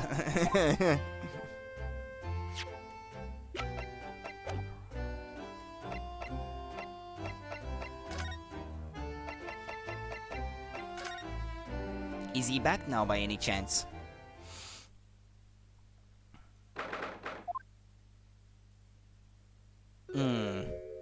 Kazuma. I thought it wouldn't be long before you paid me a visit, Ryunosuke. I was right about what I said, wasn't I? Sorry? That you have all the makings of a great defense lawyer. Well, I always believed that you'd fulfill your dream of advocating in the British courts. I just never imagined for 1 second that it would be as a prosecutor. Seeing you stand in the foreign courtroom so gallantly realizing your dream, Kazuma-sama, I'm truly happy for you. And I am truly thankful to you, Judicial Assistant Mikotoba. Ryunosuke, I always thought it would be fun for you and I to shake up the British legal system a little together. This isn't quite how I envisaged it, but I suppose it's just another twist of fate. I've learned a lot of things during my time in London, about how Susato-san's father was himself a visiting student here once along with Judge Jigoku, and about what happened with your father. Then you'll have no difficulty understanding why I had no choice, why I had to find a way to get to Britain as a visiting student myself. I want to hear it from you, Kazuma. As you wish, Ryunosuke Naruhodo.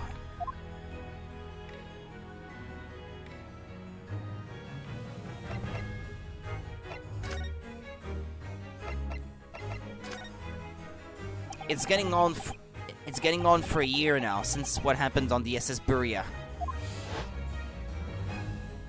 We were heading across the oceans from Japan to Great Britain when a bizarre series of coincidences led to those tragic events. Yeah, there's a typo here, I think. Otherwise, it doesn't make sense. I thought I'd lost my best friend forever. I must have been unconscious for a long time. When I awoke, I was lying on a bed. It was a narrow little room. There was a posy of flowers by the pillow. It took me a little while to realize that I was in the cabin of a ship. I slipped out of the room and headed up onto the deck. Were you already suffering from amnesia at that point? Yes, I didn't know what had happened or where I was. There was just this voice in my head. You have something you have to do. Something no one else can know about. Go to Great Britain. Your task awaits you there. It was a calling I couldn't ignore. It compelled me relentlessly. Out on deck, I saw that I was on a huge steamship and we were docked in a large port. It must have been Hong Kong. Yes, it must have been. Presumably just before they were due to carry your body off the ship. I had no idea of the situation, but I did have the feeling that this was in some way my last chance. So I concealed myself among the disembarking passengers and went ashore. Then I disappeared into the crowded streets of that foreign port city, so I could plan my onward journey to Great Britain. Just under a year ago, with all my past memories lost to me, I was left behind in Hong Kong. Everything was foreign to me. The sights, the sounds, the smells. My head reeled. I was truly at a loss. I realized now that I'd escaped as a dead man, with nothing but the clothes on my back. No money, of course. Oh, how terrifying for you. Luckily, though, I had 2 feathers in my cap. One being your knowledge of English, I suppose. That's right, and on the back of that, I was able to pick up some work as a deckhand on a cargo ship. Eventually, after calling at countless ports, I finally arrived at Dover. That must have been some 3 months ago now. Your formidable tenacity of purpose showing itself again. I mean, the man had lost his memory and had literally nothing to his name, but he still managed to make his way to London on the opposite side of the world. Of course, I had no idea why I'd moved heaven and earth to get here at that point. So, how did you end up becoming Lord Vanzeks' apprentice then? That can only be called an extraordinary stroke of luck, really. You see, I was stopped at the border because I had no papers. They took me straight to Scotland Yard, and by sheer coincidence, Lord Strongheart was there to attend the meeting. That's when the 2nd feather in my cap came into play. Would that have been your knowledge of the law? Yes, exactly. Lord Strongheart was curious about an Easterner with intimate knowledge of British law. He took me back with him to the Supreme Court and assigned me to the prosecutor's office. And then, 9 days ago, you finally got your memory back after the trial involving Drebber. Why the mask in the first place, though? Was that necessary? Yes, I did.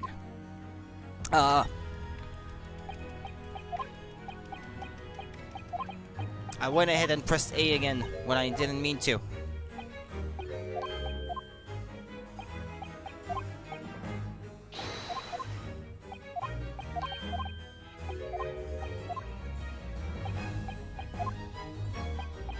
And that's long, too.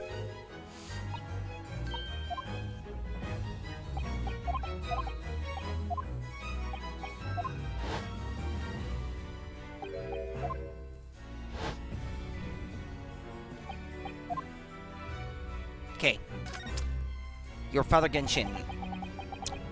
Ever since I first met you at Yume, you talked about your dream. Mark my words, Rinosuke. I'll be chosen as a visiting student and make my way to Great Britain someday. Did you know the entire time about what happened to your father here? Surely you did. 16 years ago. When my father left on that exciting trip to Great Britain, I was just a boy. We took a photograph together the day before his departure. It's my last memory of him. But what I remember most about my father is his unswerving sense of justice. 6 years after he left, a gentleman called at our family home. He told me that Genshin, my father, had been taken ill in England and passed away. It was Professor Mikotoba, your father's Sado-san. Oh my! Ever since then, the professor was very good to me. He even helped to fund my university education at Yume. I'll be forever in his debt. But nevertheless, I just couldn't bring myself to believe what he told me. Oh. Then one day a letter arrived at our house from Britain. There was no indication of the sender, so I opened it, assuming it was from an old acquaintance of my father. What I read in that letter changed my entire life. What did it say?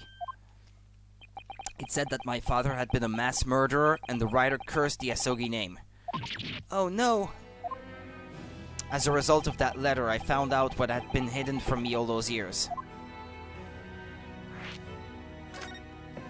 Presumably, the letter was sent from a relative of one of the victims. If whoever it was had been a member of the judiciary, he could have been present at the closed trial. The letter revealed that my father had been sentenced to death, executed for being a killer. I'm so sorry you had to find out that way. I imagine the British government did its very best to silence whoever sent that letter. But someone who knew the truth and couldn't bear the resentment was always going to be a problem. But still, it could have been written by anyone. Why would you believe such a thing? There was a newspaper cutting included with the letter. It was the first I'd ever heard of the professor and his terrible killing spree. Well, what did my father have to say about the letter? I couldn't bring myself to show it to him. What? Why not? Because he lied to him in the first place, yeah. Because he'd deliberately concealed the truth from me by telling me my father was taken by a fatal illness. That couldn't have been easy for him, and he'd done it out of consideration for my feelings. So instead, I showed the letter to Judge Jigoku. To the other visiting student. He faltered for the briefest of moments, but then he just laughed the letter off. But in that moment, I saw it on his face. He was undeniably shocked, shaken momentarily before recovering his poise. A year later, my bereaved mother succumbed to the strain of grief, and she too passed away. That's when I made up my mind that one day, without fail, I would cross the seas to Britain and seek the truth for myself. The truth about my father, Genshin Asogi. And I wouldn't let anyone stand in my way. Oh, Kazuma-sama. What we learned today in court turned things completely on their head. It was an impressive piece of lawyering. Ryunosuke Naruhodo. Lord Vanzeks isn't the Reaper, you know? I almost don't want to believe it myself. But it turns out that Inspector Gregson himself, the victim, was... It's clear that the Inspector was behind the Reaper's activity all along. What? You mean you knew? The real question is, who's been giving orders to the Inspector? Yes, Barak Vanzeks is the real Reaper. And I know that 10 years ago, it was him. Who decided my father must be a mass murderer and sent him to his grave?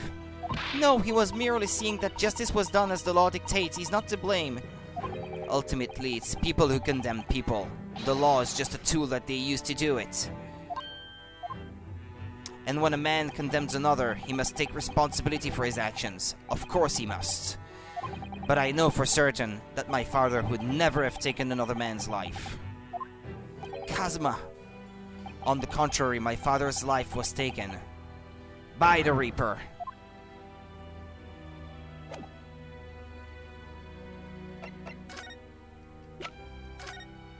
Kazuma, what do you make of this? Nothing. There's only one place where defense lawyers and prosecutors should discuss evidence, the courtroom. So it seems you're still confused by the situation. That's what I make of it. I get the feeling my friend's always going to have the edge over me, isn't he?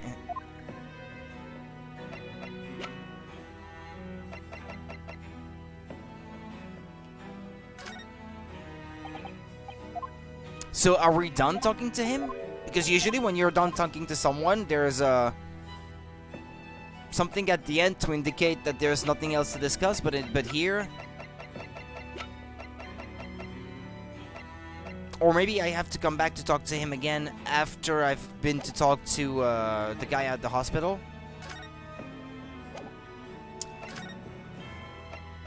Anyway.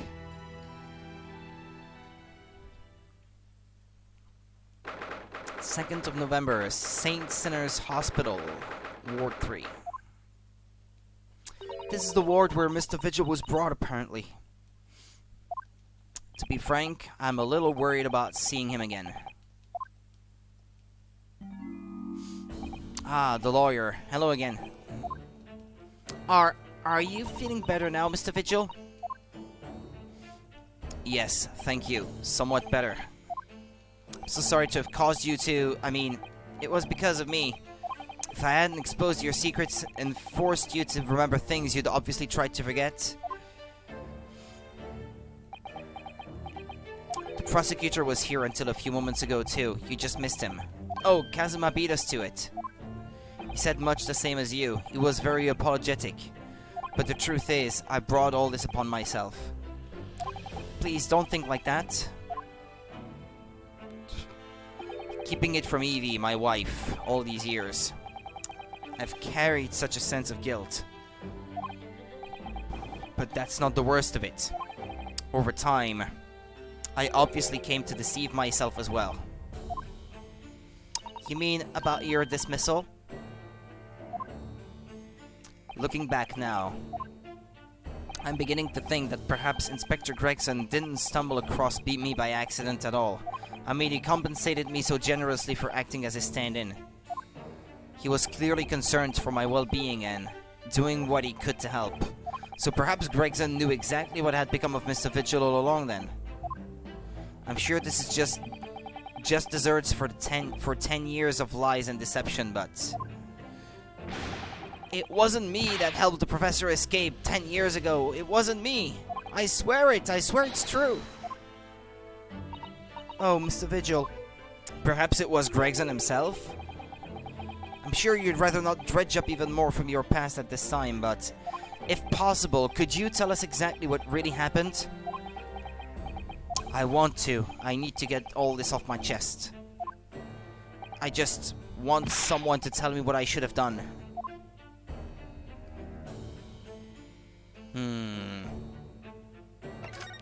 Should I show him stuff?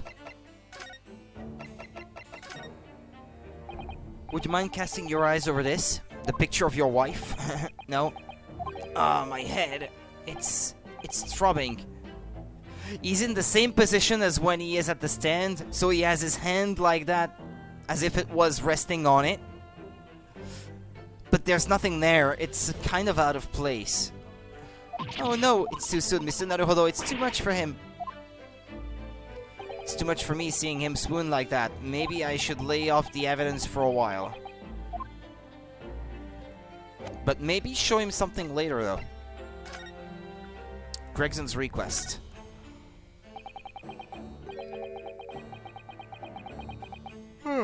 Sorry.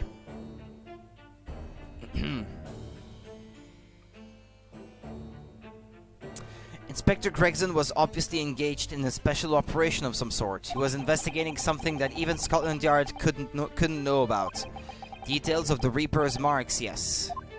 It was when he had to carry out those investigations that I would take his identification and impersonate him. You'd pretend to be the inspector and carry out investigations on his behalf? Oh no, never! A common street peddler couldn't possibly carry out a proper police investigation.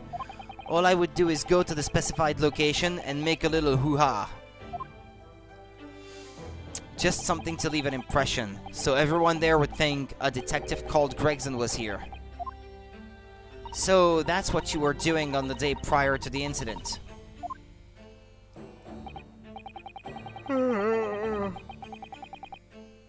Yes, he asked me to make an appearance at the park on Lime Street for the Redhead League event. So as usual, I flashed the inspector's identification around and was very vocal about my presence. But then you were taken prisoner by those red-headed fraudsters. Yes. So you would always make a point of showing Gregson's identification and generally being loud? That's what the inspector asked me to do, yes. Well, that's one way of becoming a legendary detective, I suppose. Not a good one, though. And as you know, I suffered this bruising around my neck at their hands. But the following day, they kept their word and released me. Without returning the inspector's identification to you, however. We had arranged to meet in the Fresno Street room at 5 that day so that I could report back to the inspector. But at the agreed time, that's when I heard the gunshot. It was at midnight on the 17th of June, 10 years ago. That was the time scheduled for the execution. But the professor's execution never actually took place, did it? Or rather, the execution itself must have been used to effect the plan of escape. I hardly dare to imagine what a chilling plan it was. Barclay was renowned for being the highest security prison in the country. Everything that went in or out of the place was searched multiple times. But there was one notable exception. Or rather, one notable loophole. Something that was never questioned. I have a feeling I know what that loophole was now. The coffins into which the bodies of the executed convicts were placed, correct? Yes. Once the coroner had confirmed the death of a condemned convict, the body was taken in its coffin for immediate burial in Lowgate Cemetery just behind the prison. The chief warder first had to sign the necessary papers. And after that, no member of staff was permitted to touch the coffin containing the body again. When executions took place, only the executioner and coroner were permitted inside the chamber. I would wait in the adjacent room for word that the condemned convict was dead. On that occasion, once I had that confirmation, I went into the mortuary to find a lone coffin as usual. The procedure was that I would sign the paperwork having checked the coffin, then nail it shut. But for some reason that day, the coffin was already nailed shut. No! I didn't think anything of it at the time. I assumed that my deputy must have checked the coffin and nailed it shut before I arrived. So you mean, the coffin contained... Yes, I can only imagine that Asogi, having escaped his execution somehow, was alive inside the coffin. The coffin was then taken out through the main gates and deposited in Lowgate Cemetery. Presumably there wouldn't have been enough air inside to breathe for long, so in the early hours following the burial, somebody dug up the coffin again to set Genshin free. But in the end, he was fatally shot in the graveyard anyway. What on earth really happened in Lowgate Cemetery that night, I wonder? I'm afraid I really don't know. All I can say with certainty are two things. Asogi couldn't possibly have escaped that way without help from somebody working in the prison. And that somebody was not me. I went ahead and selected the wrong thing again. You never know really when the dialogue is going to end.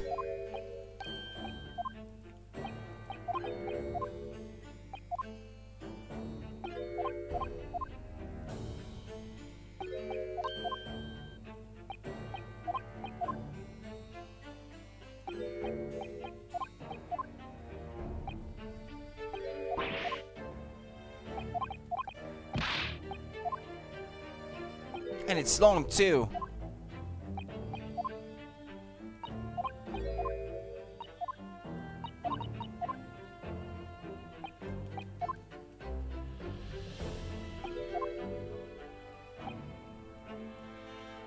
Okay. Obviously you knew the man then. The professor, I mean. Genshin Asogi. Yes, I remember him well, in fact. Would you mind telling us what you know? Well, having been condemned to death as he was, any contact I had with the man was short, obviously. After that trial, which was carried out behind closed doors, attended only by elite members of the judiciary. They called for his execution to be carried out at the earliest possible opportunity. The outcome of the trial was set from the beginning, wasn't it? It was a time of delicate diplomacy when Britain and Japan were in the process of signing an important treaty. That meant that this potentially destabilizing case had to be dealt with swiftly and discreetly. The man had less than a week in total. As I was the chief warder, I oversaw his short stay in the cells until his final hour. I remember being struck deeply by his noble character and incredible resilience. What do you mean exactly? He was a killer of many men, but he was always quiet and polite. He was a gentleman and a man of intellect. In fact, I couldn't bring myself to believe what he'd done, so I asked him one day. Those 5 members of the aristocracy whose lives were taken, were you really responsible? I'm guilty of the unforgivable crime of ending another human's life, yes. The following day, the closed trial took place, and the verdict was no surprise. Guilty. That night when he was brought back to his cell, I saw something. Something... unusual. Something unusual? What? The last will and testament of Genshin Asogi.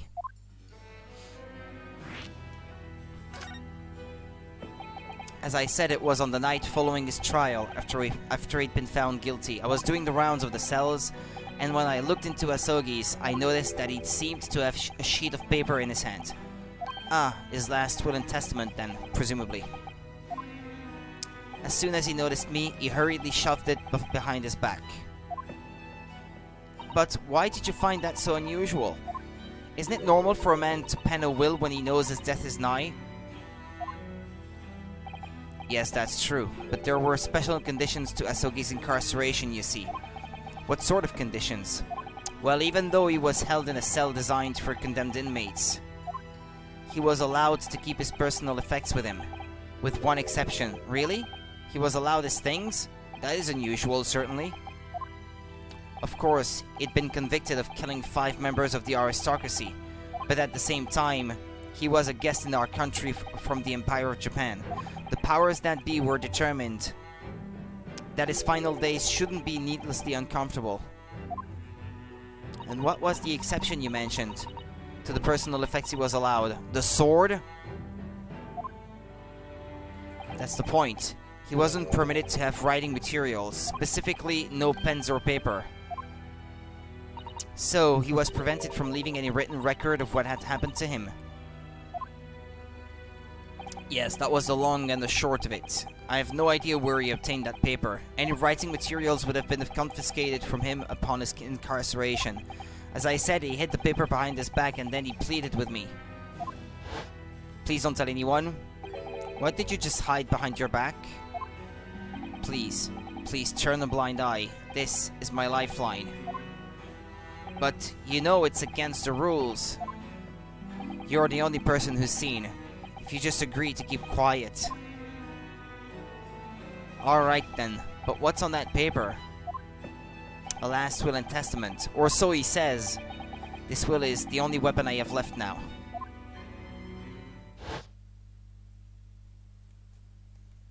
How can a will be a weapon? So I decided to pretend I'd seen nothing and I let him keep his will. But then later, it just seemed to vanish without trace. What? What do you mean, it vanished? It would seem that isn't the end of the story of this mysterious will.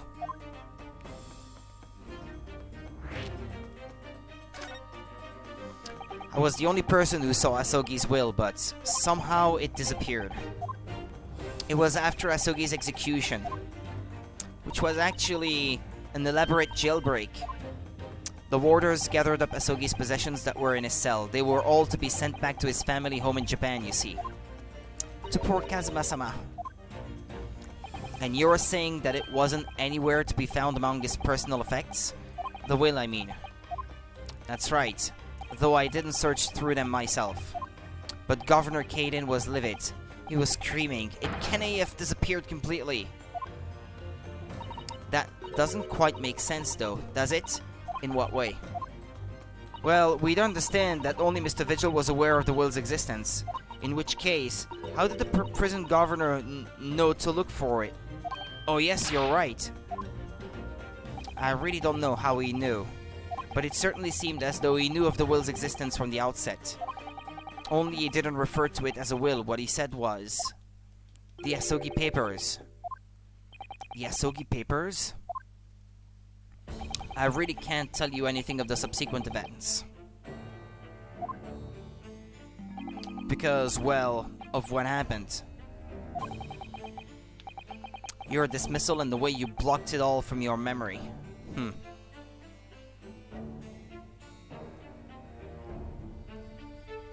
I'd forgotten all this about until today. I don't suppose it's relevant to the case, though. Well, anyway, thank you very much for sharing it with us, Mr. Vigil. We're very grateful.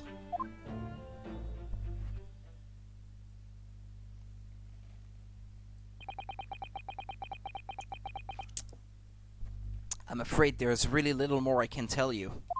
My wife, Evie, will be here shortly, so I do hope I don't appear rude, but... No, not at all. Thank you again. But what would become of you now? Well, impersonating a police officer is a criminal offense, of course. I imagine that once I'm fully recovered, I shall be arrested. I'm so sorry. Don't be, please. This was all my own doing. I always knew that this day would come. Well, I wish you well. Goodbye, Mr. Vigil. Ah! Before you go, there's just one thing. Oh, yes. What is it? The Asogi Papers. I'd be very grateful if you'd make no mention of the things I told you about them. Presumably for some good reason. It's my understanding that their very existence is a closely guarded secret.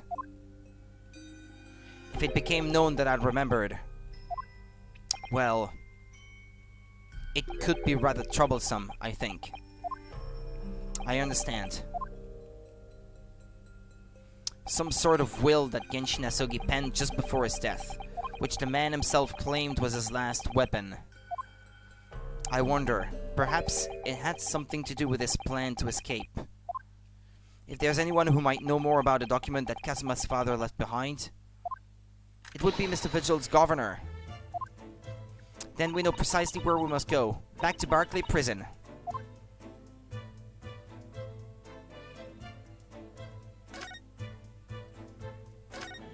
Well, at least he seems to be on the mend. You know, his disguise was as Mr. Gossip was really quite masterful, wasn't it? I can't remember anything about it except for the floppy lip. I imagine not even his wife would have recognized him. Perhaps, but did he really have to take it quite so far?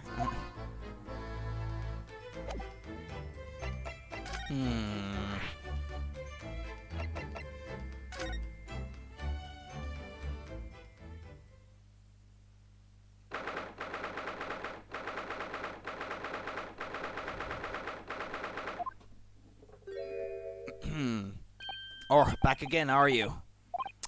Yes, hello. I've heard all about your investigations. I read the report just now. You found him, eh? Vigil. Yes, luckily.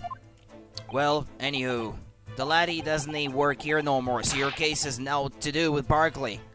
I wouldn't like you to get the wrong idea about that. Of course, yes. Mr. Vigil stopped working here 10 years ago now, so... Yes, we've seen his dismissal notice, haven't we? He was given the chop. Aye, Kimmer, you can very well. So how about a wee handcuff biscuit?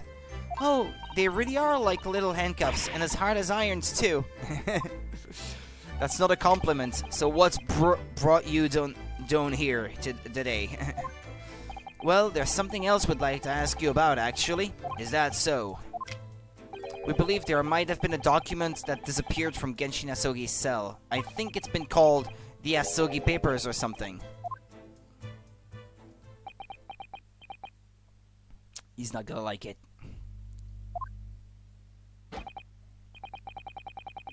Did I know say Gregson's death is naught to do with things that might have happened at Barclay? Leave the past in the past, laddie. Let's not fool about with irrelevant details. His expressions changed completely. We're clearly on to something here.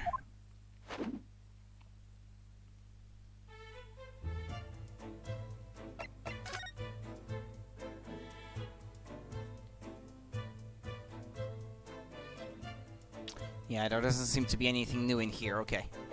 Although, hold on a minute, now that Iris is with me. I never expected to find the parrot in a prison. Given where we are, it's hard not to see the poor creature as a prisoner. Let me out! Did they kill me? No reaction from Iris?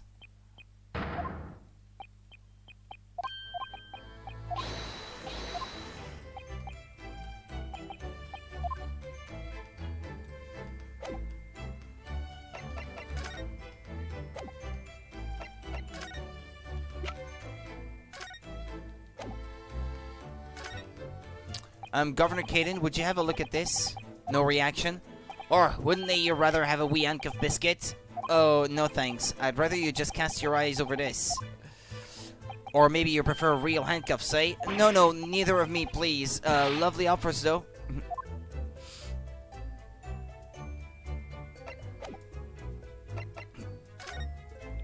Is there anything I could present to maybe open up more options?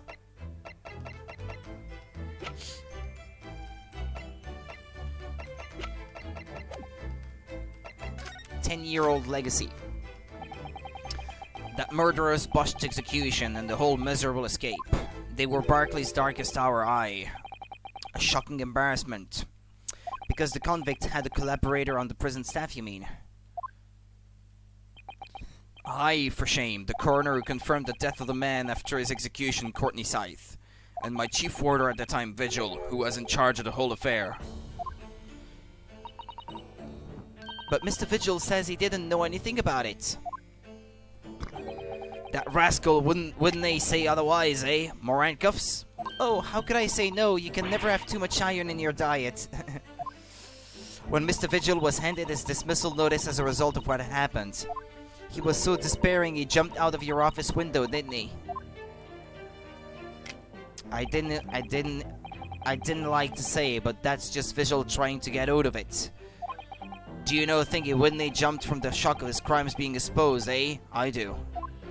He wouldn't have say otherwise, though, would you? Of course, I can't shun all responsibility myself. I shouldn't have let him deceive me. Actually, there's barely anybody that kens what went on at the time now. With Gregson having been murdered and Dr. Scythe forbidden from having any visitors. No visitors? Someone obviously doesn't want her giving anything away. Well, we're not going home empty-handed. And I wouldn't dream of sending you packing with Naut Kimmer. Here, take a handcuff or two. Oh, what it would be rude to say no. Wouldn't want to become anemic. There's really iron in them then. I suppose if there's anybody who might still ken about what happened back then. It'd be that lass from the forensic division, Maria Gori. Yeah, I want to talk to her actually. Maria Gori? Is that the... Yeah, the one with the freaky mask that we saw in the previous case. Aye, Sith's daughter. She didn't have no more, just the one. But the wee bairns followed in her mam's footsteps. You didn't ever see her without a scalpel in her hand. Ah, yeah, there we go. Yeah. That girl. Mama, what is this? Oh, where did she spring from? And did she just call the doctor Mama?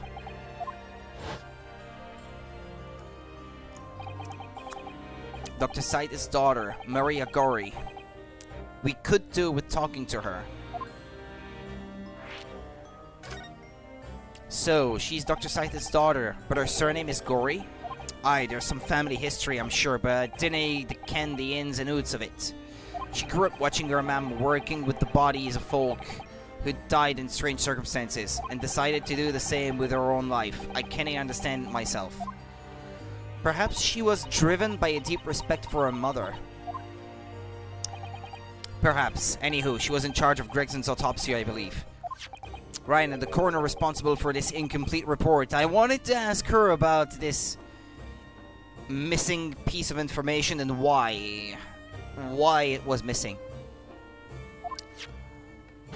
Someone told me once that the wee lassie always loved her mam's stories about cutting up bodies.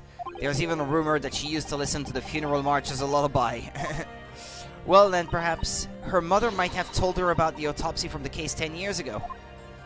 Aye, I'd say there's a fighting chance at least. After all, that was a life-changing case for all of us. We really need to speak to Miss Gori herself about this, I think. Well, thank you very much. I'm no happy about any part of this. It took years for Londoners to finally forget the whole professor business. Can you give up on this, laddie? Stop asking pointless questions. I'm sorry, I don't like dredging up these painful memories for everyone. Can you just stay away? No. Leave me alone and didn't come back here, eh? We're not done.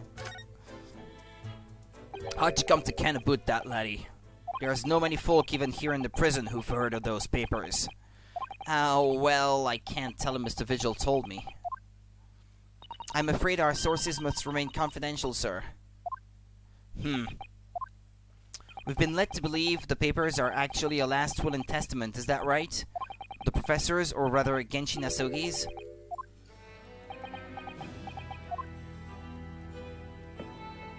Aye, that's right. You're well informed, Jimmy. Oh, is that the end of the silent treatment? But then after the convent's execution, it mysteriously vanished from his cell, didn't it? Heavers no, you're off at half-cock there. I think you didn't quite get your facts straight.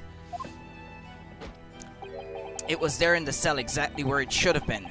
Oh, not what we heard elsewhere. Let me just have a wee hole carooned in here. I'm sure I can find it. Aye, here you are. See? The last will and testament of Genshin Asugi, written with a calligraphy brush. Of course, I can't read a word of those Japanese squiggles, but I mind it says he leaves all his worldly possessions to his son back in his homeland. Yes, that's correct. That's the gist of it. So these are the Asugi papers. Aye, of course they are. Papers written by Asogi, nae doubt about it. There's no mystery here, laddie. That's your lot. After all the stramash of that slayster of an execution, we sent the man's possessions back to his clan in Japan, and that was the end of it. I think we ought to make a record of this, Mr. Naruhodo, just in case.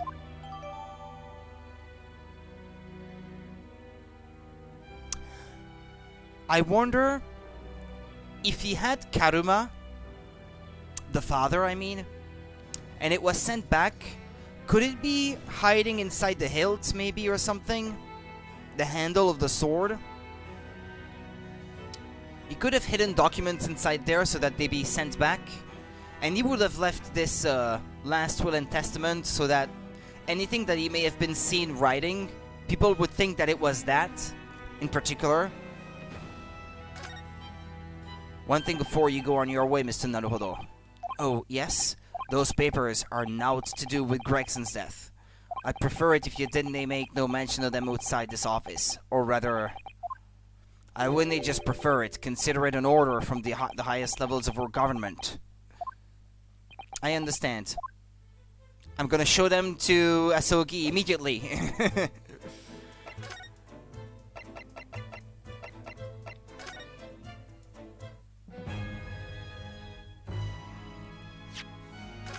Or at least try.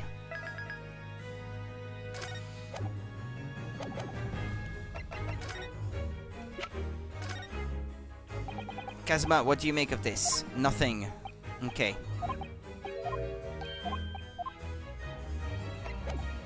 So much for that.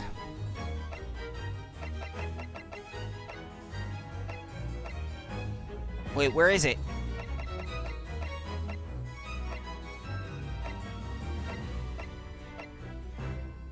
Where can I find Gori? I'm supposed to talk to her.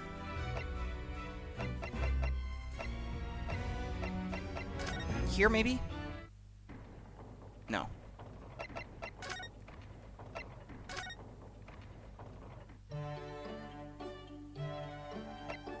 Ah, yeah, we're done. Here. Obviously, I'm not gonna find her here.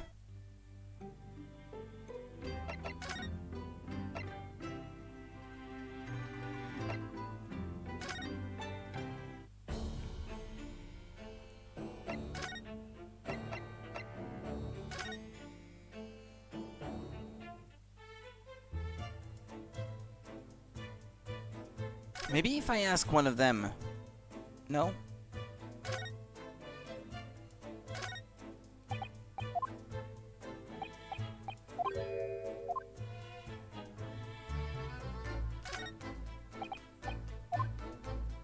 Sorry, sir, can't see a thing, sir. Too many tears, sir. Yeah, okay, that's the same thing as before.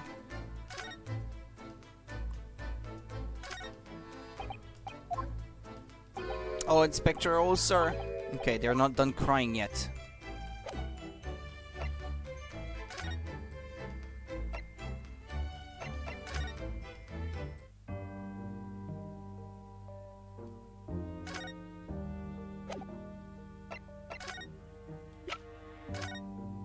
What's that? It's just something I was hoping to ask your opinion about, that's all. It's a serious crime for the defense to attempt to extract information from the prosecution by illegal means. I think we have more of a defense and client relationship now, don't we?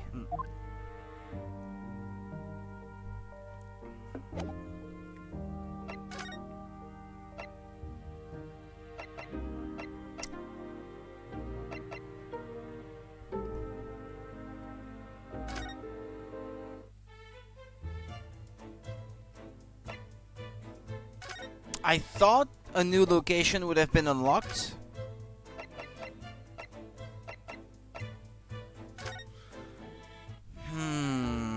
What am I supposed to do now? It's probably something I have to present to someone to unlock more dialogue.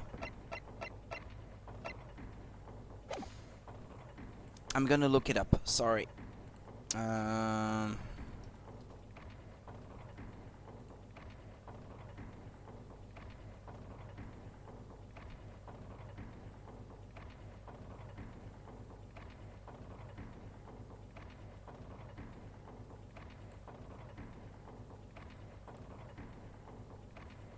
Hmm.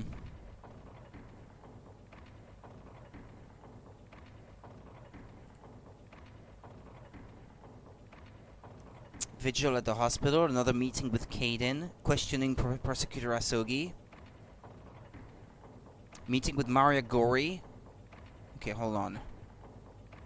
Hmm.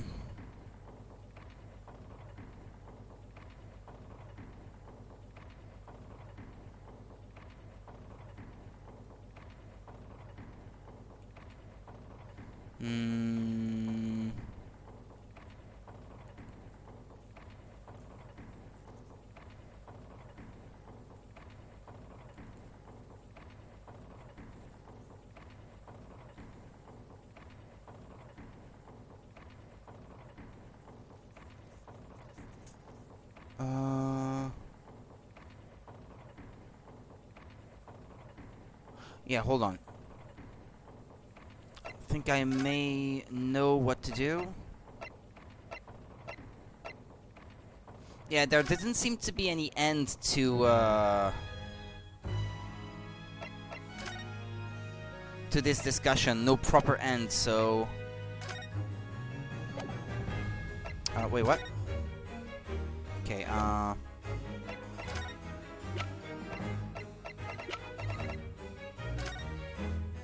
Okay, I had to present this. This came up in the trial, didn't it? Something a little dubious, I mean. The fact that no time of death was recorded on Inspector Gregson's autopsy report.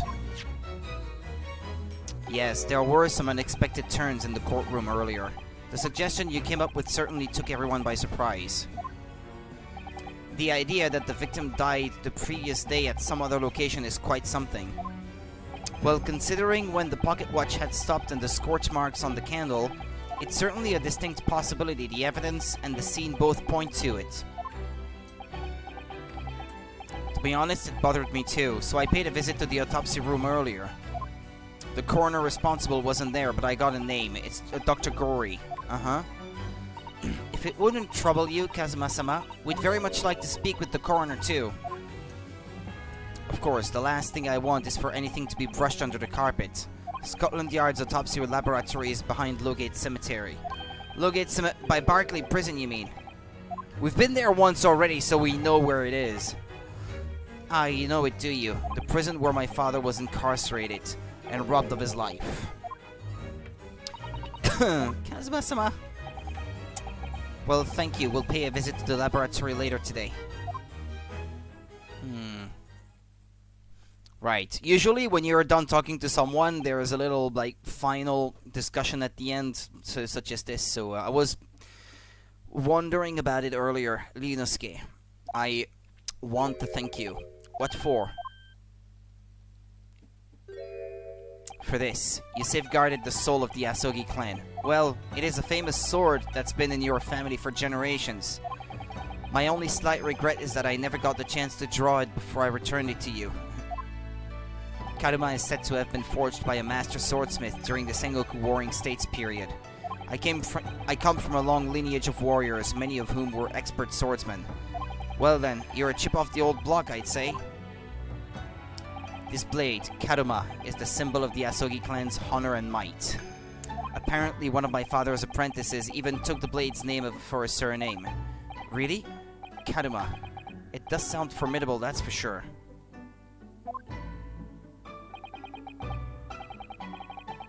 What was that he said? Somebody took the name of the sword? That's... Does that have something to do with what we're investigating?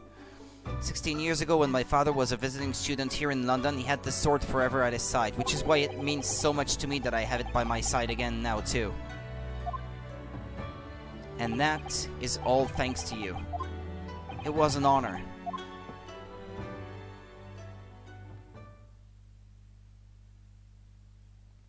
Now I have preparations to make for tomorrow. Perhaps I said a little too much. Kazuma, you've changed. No, Ryunosuke, I haven't changed at all. It's you who's changed. I can completely understand your resentment of Lord Vanzeks given what happened, but the fact is, those events in this case are, well, unrelated? Is that what you want to say? How can you be so sure? What do you mean? Never mind. That man is the Reaper, and it's for that reason that the Inspector was killed. I'm going to prove as much in court tomorrow. By whatever means necessary. I can't let you do that, Kazuma. I know you'll do what you have to as a lawyer, but I'm sure I don't need to tell you that I won't be taking any prisoners in the courtroom. I would expect nothing less. Until tomorrow then, in the Old Bailey.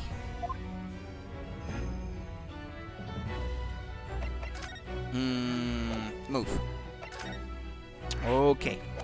Wait.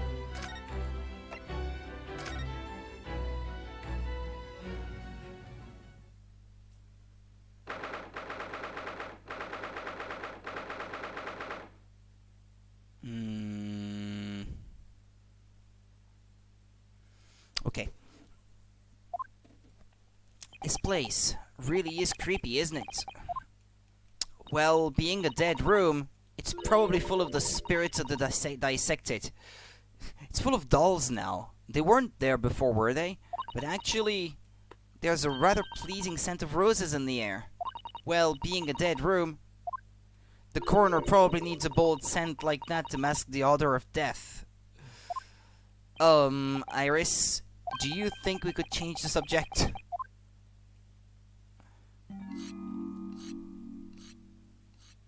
Creepy. What was that?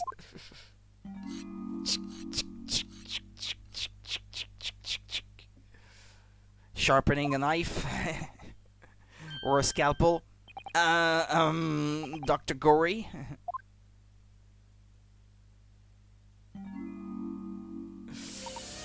What? What? That noise before? I was sharpening my tools. I'd be dead meat if I didn't keep a perfectly keen edge on them. Right. When following the collagen fibers in the dermis, an expertly sharpened scalpel cuts like cheese. Would you like a demonstration? Oh, yes, please. I'd love to see. No. Then I think you'll do nicely. No, I wouldn't do nicely at all. I mean, maybe some other time. Tch. Was that a tut? Well, we came here to ask questions, so...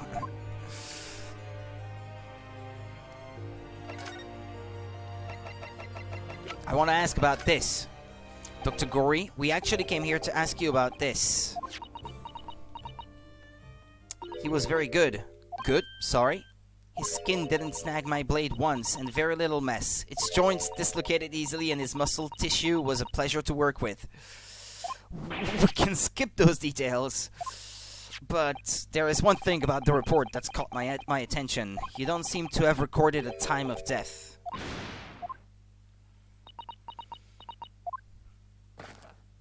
That's not my fault. Oh, that made me jump. Then please, tell us what happened. Oh, I could have asked about it before already?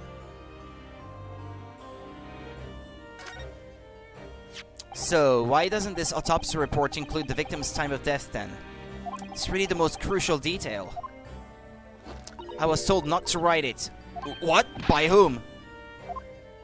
Male Strongheart, the Lord Chief Justice, he came here. Lord Strongheart came?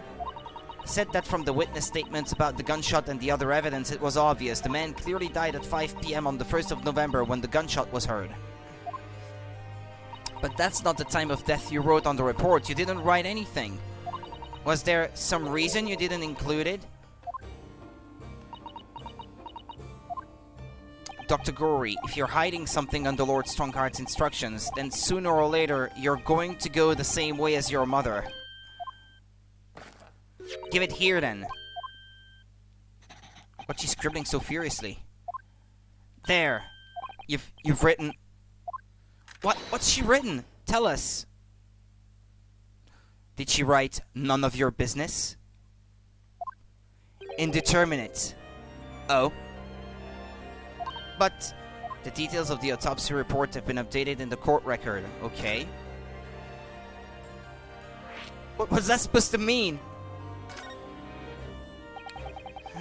My idea is that rigor mortis probably indicated one time, but the judge or the evidence of them hearing the gunshot indicated something different. So, because of these irreconcilable pieces of evidence, it is indeterminate.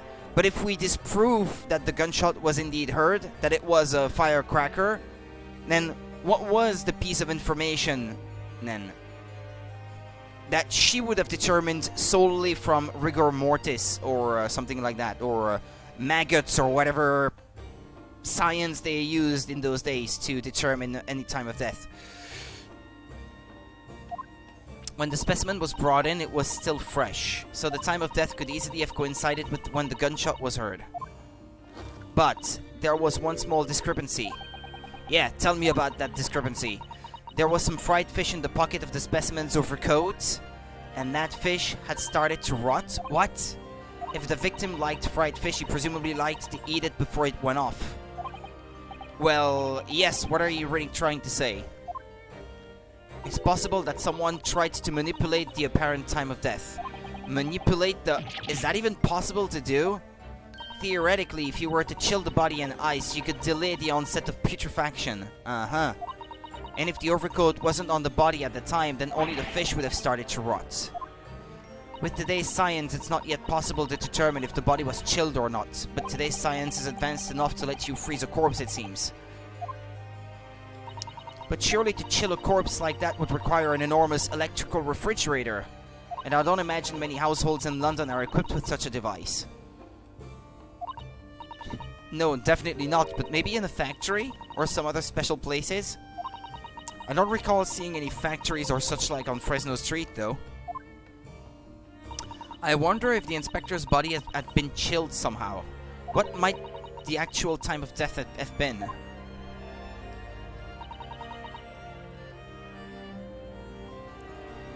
I couldn't say for sure, but at the most, it might have been a day earlier. No! In other words, it would corroborate your previous deduction, Mr. Naruhodo. That Inspector Gregson was killed the day before his body was discovered at a different location. Did you inform Lord Strongheart of this possibility? He simply said that there were no electrical refrigerators of that size in the vicinity. What's he playing at? Oh yes, one other thing. It's something the governor of Berkeley Prison told us. He said that your mother, Dr. Scythe, was responsible for confirming the death of the professor after his execution. The professor. Apparently you always enjoyed listening to your mother's stories about her work, so... we were wondering if you might know something about what happened 10 years ago. That's not all Mama did. Sorry? My Mama carried out the autopsy of Clint Vanzeks as well. What? Really? The brother of Lord Vanzeks, the professor's final victim. The idea of carrying out an autopsy on a member of the aristocracy was completely unthinkable back then. But the detective in charge of the investigation insisted it, and it was miraculously authorized. That detective being Inspector Gregson, of course. Quite an accomplishment for one man. That autopsy provided the vital clue needed to arrest the killer. And Mama was there for that historic event. What does all this mean? You know, that amazing autopsy happened right here in this very room. The professor and Clint Vanzeks. They both spent their final moments before their burial on that dissection table there. So this lab, Mama's lab, was instrumental in some of the country's most important events. She really is proud of her mother. I wonder if you'd tell us more about exactly what happened back then, Dr. Gory.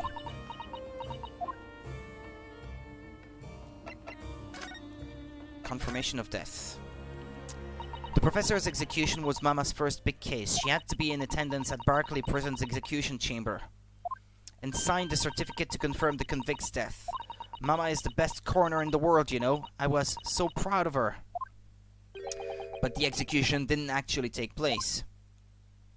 No, and worse still, Mama actually helped with the jailbreak. I didn't want to know. Oh dear, you found out recently, you mean? I believed in her, in Mama, but now I wonder if I'm starting down the same path as her. You mean because you omitted the time of death on this autopsy report? But that's because Lord Strongheart forbade you from including it. Just like Mama, I'm sure she was coerced by somebody too. Or maybe she knew he was innocent. Maybe she didn't do it with any bad intentions or something. Yes, that's my feeling as well. There's no doubt that there were powerful forces at play 10 years ago. You know what? Lord Strongheart is more and more suspicious in this thing. Is he perhaps the Reaper? Like, he wants to crack the whip a lot to try to get rid of criminality. So if there were rotten aristocrats that couldn't be brought to justice because of their money, or if there were bad guys that could be brought to justice but who used their money and influence to get out of their punishment, to escape punishment, I mean, you know, I wonder. There's no doubt that there were powerful forces at play 10 years ago. The execution couldn't have been staged without a lot of people at the prison knowing about it. Obviously, the prison governor must have been in on it as well. The big man with the little handcuffs, according to what he told us, he was tricked by the chief warder. He says he knew nothing about it. Of course he said that. I'd say the same thing. Just who was behind that jailbreak all those years ago? You mentioned the autopsy of Clint Vanzeks. It was at the time when carrying out autopsies of murder victims was very unusual. It's still not a practice that's observed in our country even now. It turned out that he was the professor's final victim, and when the autopsy was performed, Mama was present, although only as the secondary assistant. The person leading the procedure was called Dr. John H. Wilson. That's right, my daddy. And there was one other person present, the primary assistant. He was a visiting student from the Far East. Wait, a visiting student? It must have been my father, Eugene Mikotoba. I had no idea Professor Mikotoba had been involved in something so important. But the outcome of that historic autopsy was the discovery of a vital piece of evidence that led to the capture of the professor. So that's how they came to identify Genshin Asogi as the infamous mass murderer. Do you happen to know anything about that piece of evidence? Can you tell us any more? Would you like to see the records for yourself? What? Would that be alright? What's the point of keeping records if people can't look at them? True. They're filed under V at the back of those cupboards with the other records from the last decades. Thank you. Let's see. Vanzeks. That's strange. What? Naruhodo. They aren't here. There's nothing under Vanzeks. There must be. Perhaps somebody took them away? No, no one's allowed to take documents related to the professor case out of this room. It could have been Asogi. Actually. It could have been him. He's been in her office before, but she wasn't here. But you're right. They're gone. Well, when was the last time somebody looked at them? Do you remember? It was... Oh yes, I remember now. It was 2 years ago. A consulting detective came one day, saying that he'd like to see the records. No, you don't mean... Herlock Sholmes was his name. Deep down, I knew that was coming. Do you think he stole the records? Oh no, surely not. Iris, that can't be right, can it?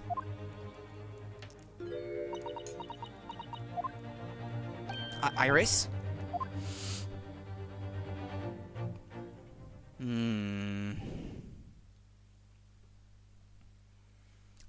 Runo?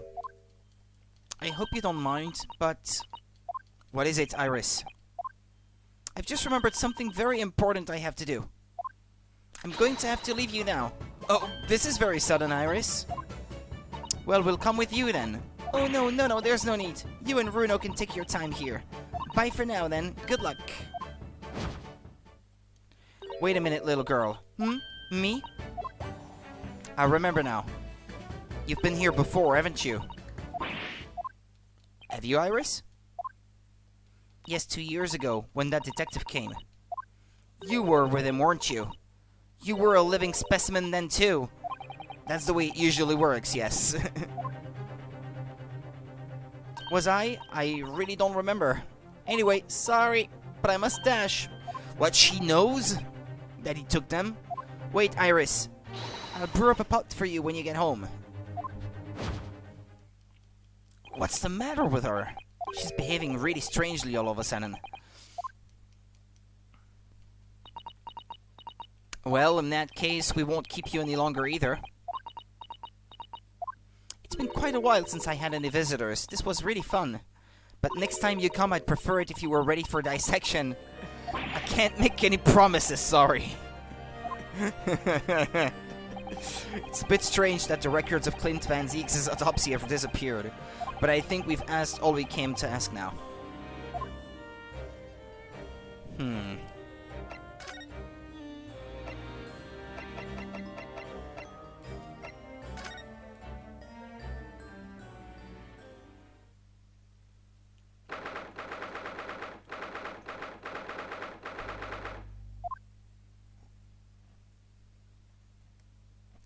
The police are still busy investigating in here then. But Gina's nowhere to be seen. Where is she? Yes, it has been blissfully quiet, hasn't it? Perhaps she's out investigating on her own. Practicing what her boss taught her. Well, I expect she'll be back before too long. Shall we wait? Actually, there's something different about this room since the last time we were here, isn't there? We could always use the time to investigate more thoroughly.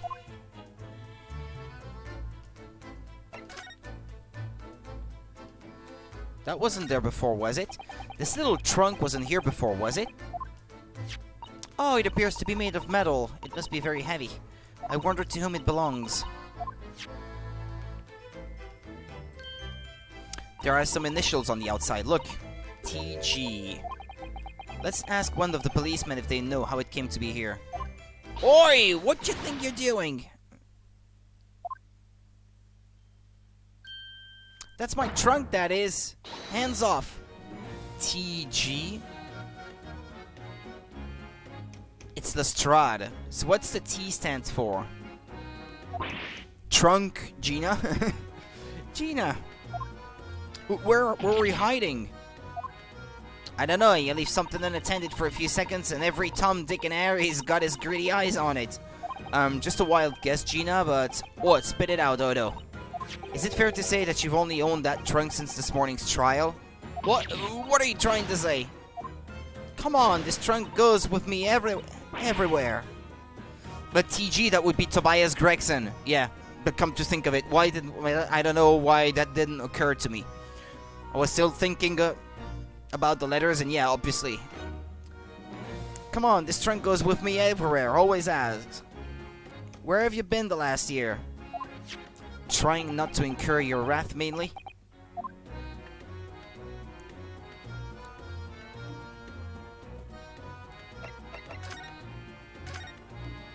You should hear them talking at the yard now. They should be ashamed of themselves. They're saying that it was the boss who killed all them bludgers. Ah, you mean the whole Reaper thing? Yeah. Apparently the boss was investigating stuff that no one else at the yard knew nothing about. Stuff to do with all them criminals who got scot-free. Yes, the ones persecuted by Lord Vanzeks who used bribery and corruption to evade conviction. Well then obviously it was that bloomin' Reaper giving the orders, weren't it? But why would people be suspecting Inspector Gregson of being involved in the killings? There was a notebook hidden in his office. Oh no, this doesn't sound good. It had details about all the crimes that have been pegged as the Reaper's work. What? No, did you see it, Gina? Did you see that notebook? They wouldn't. Flamin' let me, because I'm just an apprentice apparently. But it was me who found it, and he was my boss. That's right. I was pretty miffed about it, so I sneaked a peek at what it said anyway. Oh, that's our Gina.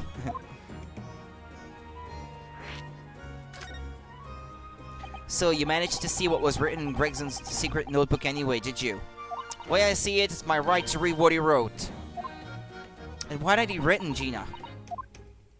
Dates, times, places, names? An whole long list of them. All details about the bloodshed are supposed to have been done in by the Reaper. But there couldn't be an explanation for that. Perhaps it was a record of the Inspector's investigations into the Reaper's activities. Exactly, that's what I said. That's the first thing you'd think, right? As it happens, it was full of names I recognized anyway. Well, the Reaper's targets were almost exclusively known leaders of London's criminal underworld. Well, yeah, but there was one name right at the end that was a bit odd. At the end of the list, you mean? I'm pretty sure the date against it was 31st October. Oh, the day before the Inspector was found dead. So, what was the odd name? It weren't like a name I've ever seen before. It was something like, Nah, it's no good. I can't remember it. I don't think it was an English name, put it that way. Oh dear, what a pity. Oh no, it wouldn't be Jigoku. There was something else too. I don't know if it matters, but the same name kept coming up over and over. Shin, it was. Don't suppose it means anything, but... Ah, no, okay. No, because he has... Yeah, that's true. He disappeared after Gregson was killed. So yeah, no, that wouldn't have something, anything to do with it. I mean, in that sense. Did you say Shin? Asan Shin? Yeah, what? It does mean something? Lord Vanzeks knew the name too. He mentioned her as well. The woman who actually did the deeds. And now we find out her name appeared in Gregson's secret notebook. We haven't seen you for a little while, have we, Gina? Well, of course not. I've been busy, and investigating and that. The lads at the yard are trying to trace the boss's movements the day before it happened. The day before, that would be the undercover investigation into the Red-Headed League, then. Only the boss didn't go, did he? You found some cove what was pretending to be him, didn't ya, Odo? Yes, it was Mr. Vigil who actually went to the park on Lime Street that day, posing as Gregson. Well, anyway, you ain't the only one turning stuff up. I got me own ways of getting results. When me and me partner here get together, there's nothing we can't track down. Oh, little Toby is such a faithful friend. So, have you tracked anything down then? What you think, eh? Of course we have. Can't tell you though, police business innit. Anyway, the point is, if you lot ever need any help, you know who to turn to, right? Me and the Hellhound here. Right, because he looks oh so hellish, honest. Gina, about your Hellhounds hit there. Chief Inspector Toby, you mean? He's the pride of the force, he is. In Japanese, police dog means something quite different and not altogether nice to those involved in crime. But here in Britain, it's a wonderful compliment, it seems, for a canine at least. It should be, after all. In the great exhibition case the other day, it was Toby here who managed to locate Drebber's workshop. Maybe it's time for another demonstration of what the Superdog can do, eh? Do we have something the Chief Inspector could catch the scent of, I wonder? The wig?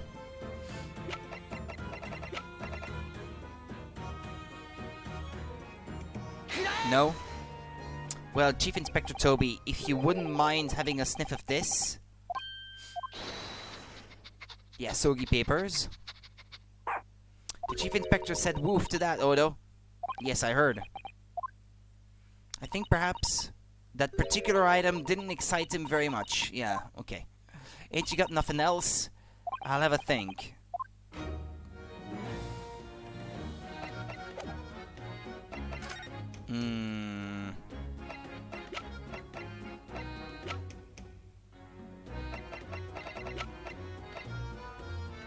The book?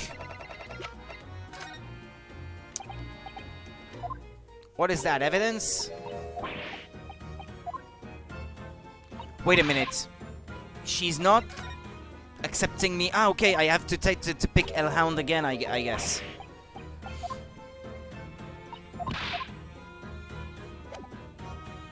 Yeah, that's why it's not marked as already read.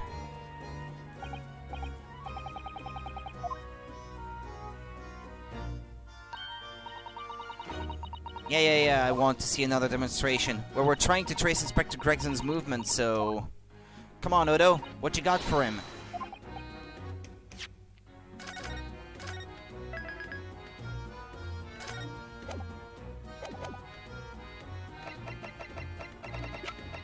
Or his watch. Well, Chief Inspector Toby, if you wouldn't mind having a sniff of this. He might be a little too keen, don't you think? The Chief Inspector made short work of Gina there. Woof!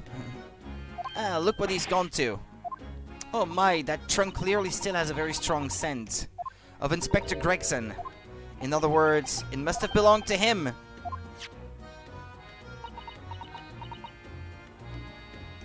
Oh, alright, it's a fair cop, I suppose. And you nearly got away with it, too. You always talk so proudly of Chief Inspector Toby's nose and what it can achieve. Did it not cross your mind that he might identify something that was right next to us? Yeah, that was a bit of a bloomer, weren't it? That's enough now then, Gina. Eh? I think it's time you told us the truth about that trunk.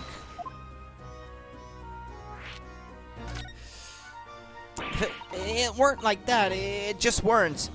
What are you talking about? I know what's going on through that head of yours, but it ain't what happened. Alright then, what did happen? Well, like I said before, we were trying to trace the boss's movements.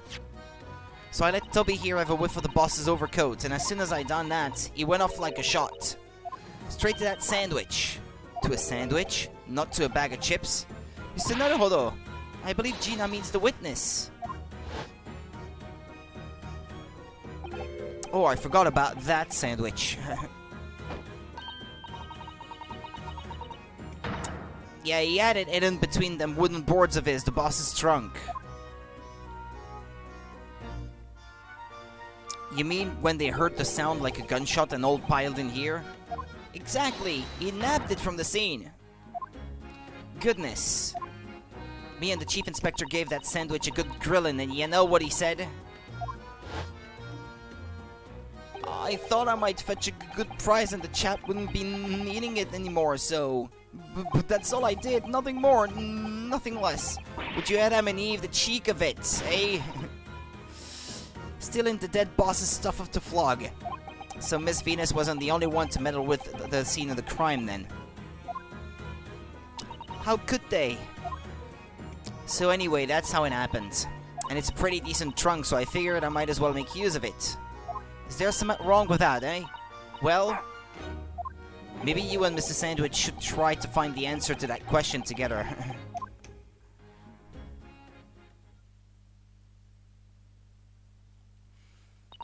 I think perhaps that trunk should be turned over to the police, don't you? What are you on about? I am the police! Gina, if you wouldn't mind, could we maybe examine it? Yeah, alright then. Do what you want with it. Thank you. We shall make a detailed record of our examination of the evidence. Uh-huh.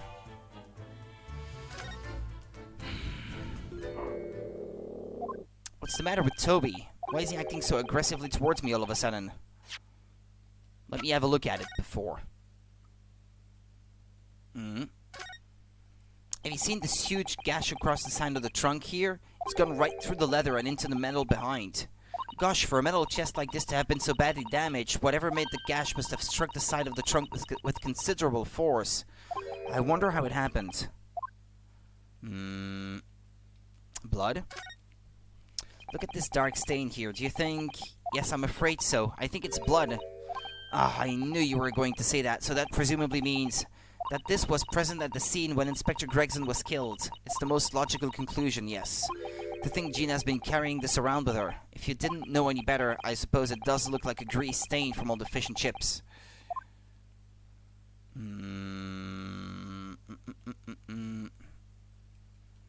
Does it open? Let's have a look inside.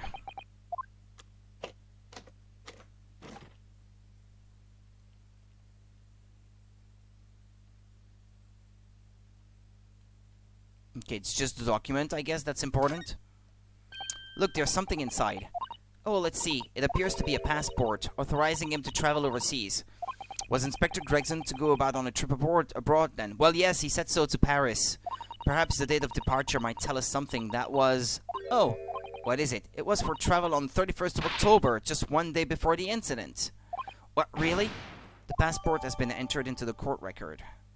It was issued for travel to France the day before his body was discovered, yeah. Gregson went to France the day before his body was discovered?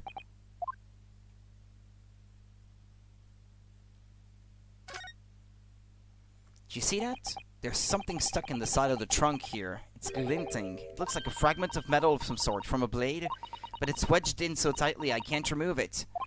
Well, don't cut yourself. You'd better leave it, I think. Well, okay, we're done, I think. Also, hold on.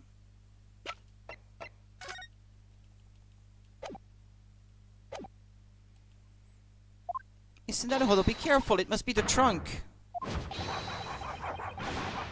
Ah! Thud. Toby, oi, what are you doing? You're gonna lick his face off. Mr. Naruhodo! Mr. Naruhodo! Gina, quickly, hail a carriage.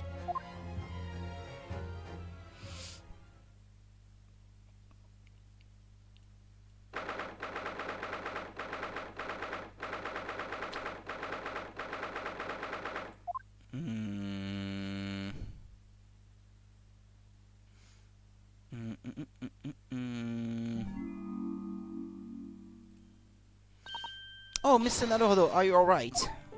Mr. Sato.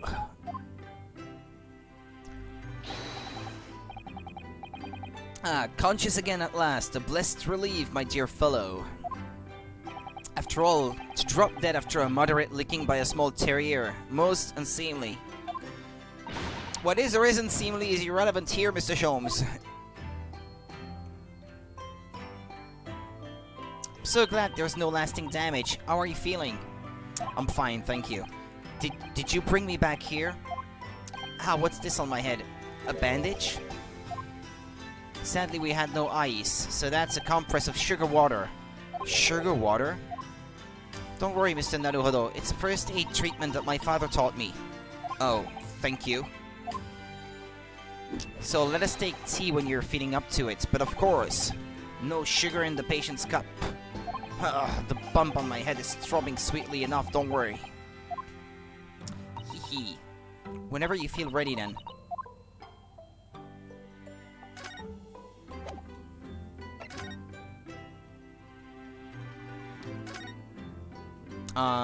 Thank you for your concern, Mr. Sholmes. My dear fellow, think nothing of it. I must say I was quite startled when I heard that you'd been attacked by a dog. For a moment I feared that infamous murderer of so many had come back from the dead. You mean the professor? Fortunately, I see your prized throat is unscathed. That stiff, turned-up collar of yours obviously afforded some welcome protection. Was I that close to death? All I really remember is the dog licking my face over and over and over again. Well, if you wish to avoid such troubles in the future, a little mustard spread on the cheeks should do the trick. I should think that would balance the sweetness of your bandage rather splendidly.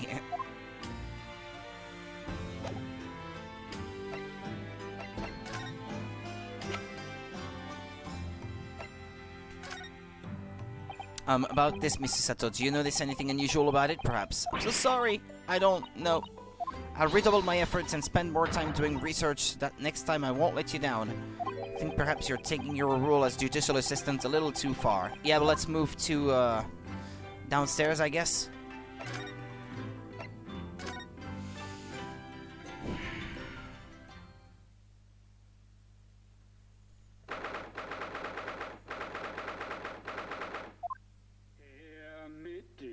Schwarzbiergebot, Bodend Wien, Feuerberg, den Schlund es mir verbrannt, ach Hopfen deine Wut. Sounds like German. Herr mit dem Knacker ich befahl, hat wie ein Diamant, den Zahn entzwei es brach, o über deine Hut. I don't understand enough of the lyrics. What is it, a lullaby? What on earth is going on in here? Am I having a bad dream? No, it's an old German folk song. Rather a fine rendition, I think. That's the least of my concerns.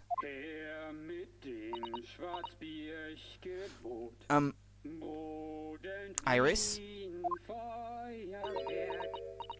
Iris, what's the matter?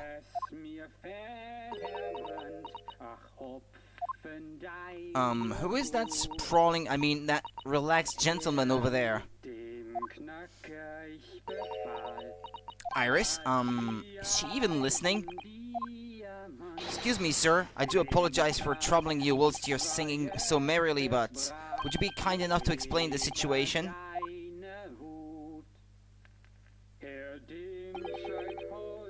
Well, that worked. A crooning gentleman and a mute young girl. A rather tantalizing juxtaposition. And one that appears to have incited the gods of deduction within me to find their voices too. Mr. Sholmes, do you mean? The strains of reasoning within me are playing now as a delightful duet. One melody sings of a reunion full of nostalgia. There's broken teacups on the ground as well, I just noticed. Whilst the other is a morose theme about the great secret you're trying so desperately to conceal, Iris. She's turned as white as a sheet. So as usual, you've instantly seen to the very heart of the matter. And by the time my own brief performance is over, I feel sure this gentleman's song will reach its finale. So then, to music land where all is sweetness and delicacy and harmony. Pray do enjoy Sherlock Holmes' latest logic and reasoning spectacular. The game is afoot. Man's identity. Firstly, we consider the gentleman's nationality. Clearly he is a German with no grasp of the English language. It's coming from the phonograph behind him. As evidenced by the Germanic song he sings and his apparent inability to understand when asked to desist. So why is the man here at all and in such apparently high spirits? The answer, of course, Iris, is clearly known to you. Is it Gregson? With the mustache? But he's dead, so how could that be? Indeed, we need only follow the gaze of those bright young eyes to unravel that particular part of this mystery. The reason for the man's mildly irritating warbling is revealed by the herbal tea. You obviously offered our German guest a cup of your latest herbal blend. The tea's delectable flavor has made the man's spirits soar, and resulted in this joyful ditty tumbling incessantly from his lips. I eagerly await sampling the flavor myself that I may join the fellow in a state of elation. Now to the next question. Who exactly is this gentleman availing himself so thoroughly of the settee?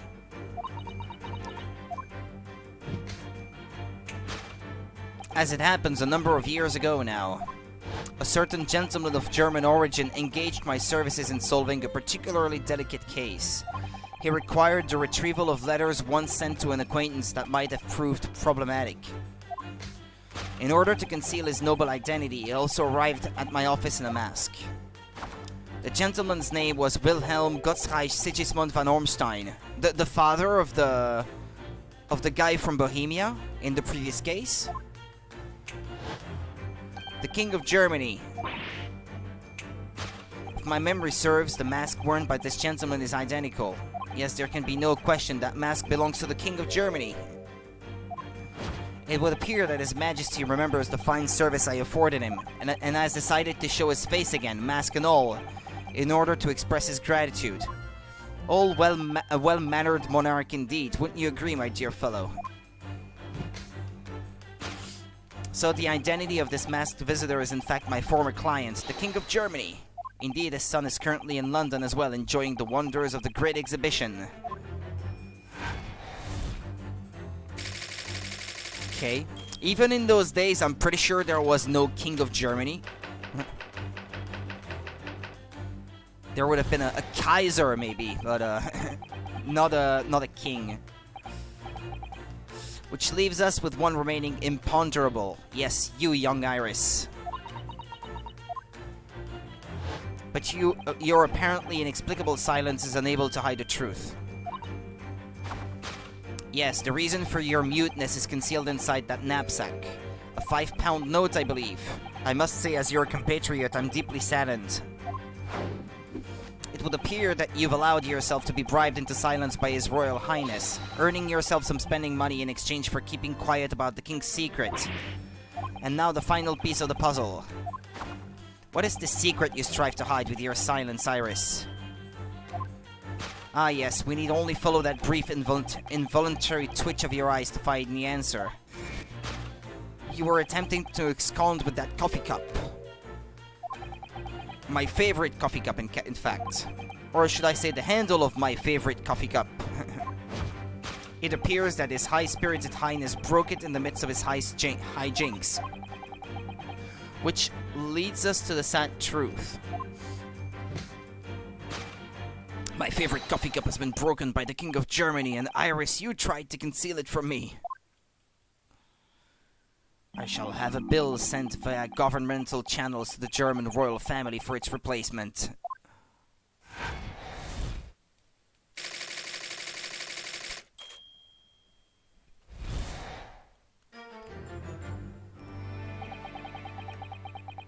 Thus concludes Sherlock Holmes's great deduction of this painful puzzle.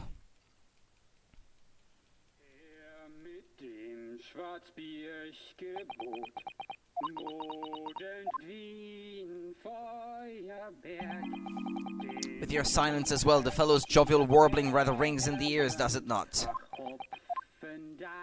Mr. Sholmes, I must say something does rather trouble me. Pray, Mr. Sato, do tell. His Royal Highness doesn't appear to have moved a muscle since we arrived. Ah, and you haven't said a word either, Iris. If Mr. Sholmes has it all right, you might as well own up to it. To what? Your reasoning isn't entirely without substance, I must admit. Own up to it now. Okay, so that's what he said. And one other thing, Mr. Sholmes. Yet another grievance, Mr. Naruhodo? Surely not. When I actually read the story of that case recently, the one you were just describing, and according to that at least, it wasn't the King of Germany, it was the King of Bohemia. Goodness, was it? Yes, that's quite true. Master Gotz, the prince, testified to that in court. In his words, I have come to see the great exhibition all the way from my home in Bohemia. Maybe Bohemia was a kingdom, I don't know, in those years. I would ask you to keep that minor error to yourselves. It could easily become quite a scandal. I believe, Mr. Naruhodo, that it's our turn now to make some corrections to a number of minor errors that may have slipped in. Yes, even Mr. Sholmes is willing to admit he might be slightly wide of the mark this time. Although it's clear that Iris is definitely hiding something. We need to find out the truth behind this mysterious scene. One truth is incontrovertible. My favorite coffee cup is no more. So shall we embark again on a joint presentation of Sherlock Holmes's logic and reasoning spectacular?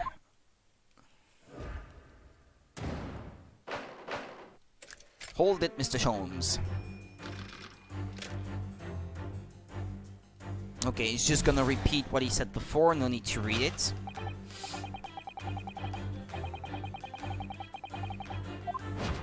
Says he's German because of the Germanic song.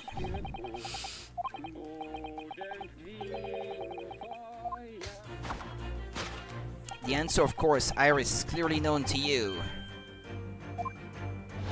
Indeed, we need only follow the gaze of those bright young eyes to unravel that particular part of the mystery. The reason for the man's mildly irritating warbling is revealed by the herbal tea. So what, it's some mix of herbs that gives you the urge to sing? Goodness, I should like to try some, and I'd like to hear your singing, but this man, just how long does he intend to keep up with that tune, do you suppose? As I said, he's been stuck still the entire time, and if you look closely, his lips aren't moving either. So I'm not sure what's actually responsible for the spirited singing, but I suspect the answer lies at the end of Iris's gaze.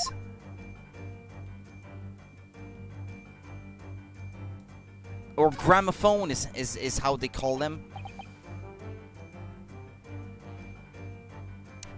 Wait, it's a gramophone. Still rarely seen in our own country.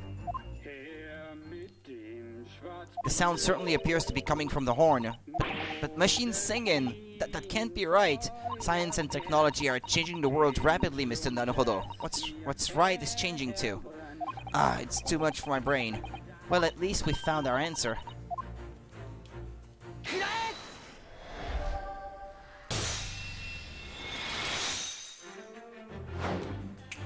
The reason for the man's mildly irritating warbling is revealed by the gramophone. Indeed, for no well-bred gentleman would break into an obscure folk song when making a social call. In other words, this gentleman isn't singing at all. In fact, it would appear that the fellow is unconscious.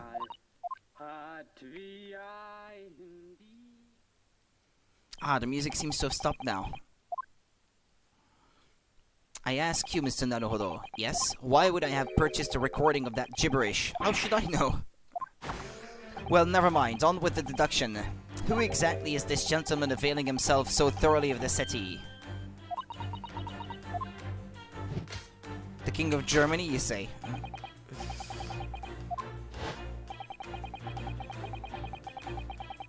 Isn't there a way to scroll the text faster?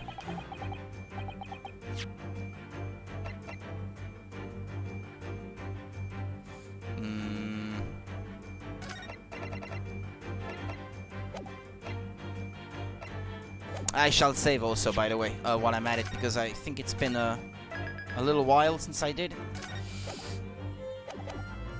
Here. In order to conceal his noble identity, gentleman's name was Wilhelm Gottschalk Siegfried von Ormstein, the King of Germany. If my memory serves, the mask worn by this gentleman is identical. There can be no question. That mask belongs to the King of Germany. It looks like the mask of,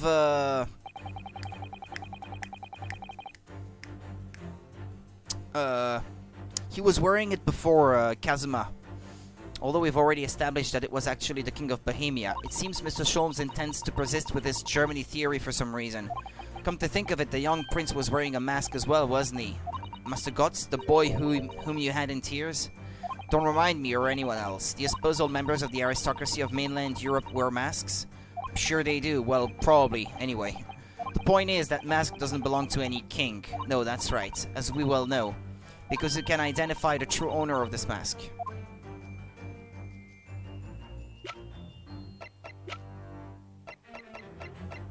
Wasn't that him? He was wearing it before.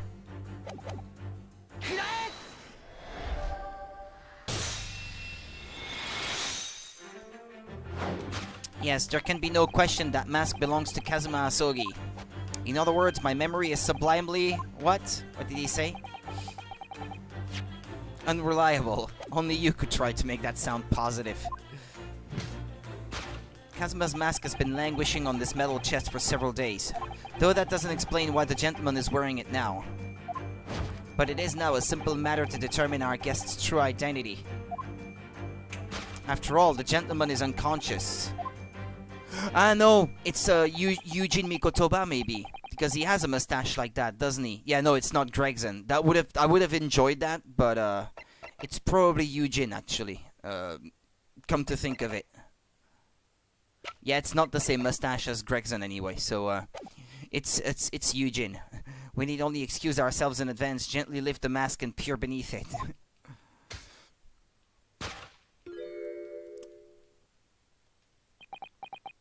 Otosan! I don't believe it. Father!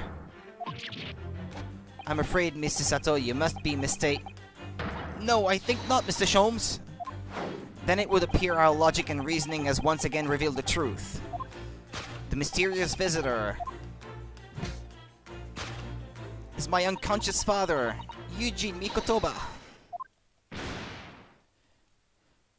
Did she try to Get him to spill the beans about where his father is?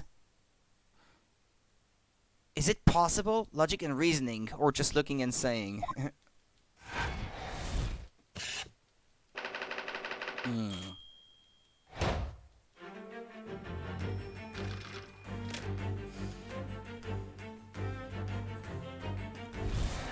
Which leaves us with one remaining imponderable. Yes, you, young Iris.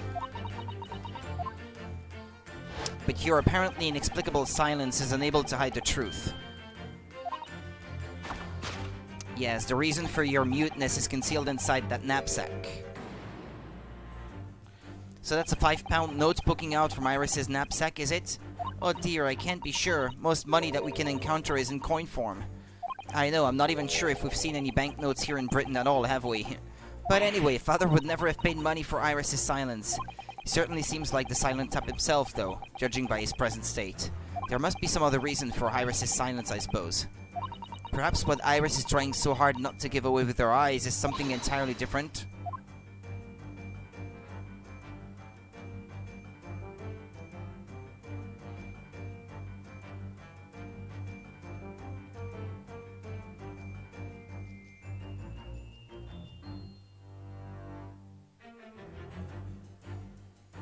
What if it's not the knapsack?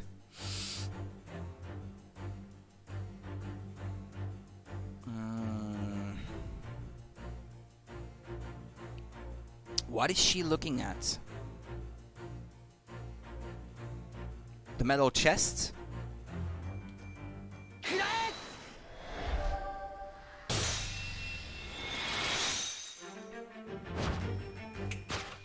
Yes, the reason for your muteness is concealed inside that metal chest. An excellent observation, for upon closer inspection, there is something different about the chest's appearance. Yeah, how do you call that? The cover that was on it, that's now on Eugene Mikotoba. And it's open also, yeah. It's also been unlocked. It's kept locked at all times, yet now the catch is open. Evidently, this has something to do with your refusal to speak, Iris. But it's a simple enough matter to incite you to speak, I'm sure. I merely need to open this chest. Here we go. No! Early, don't!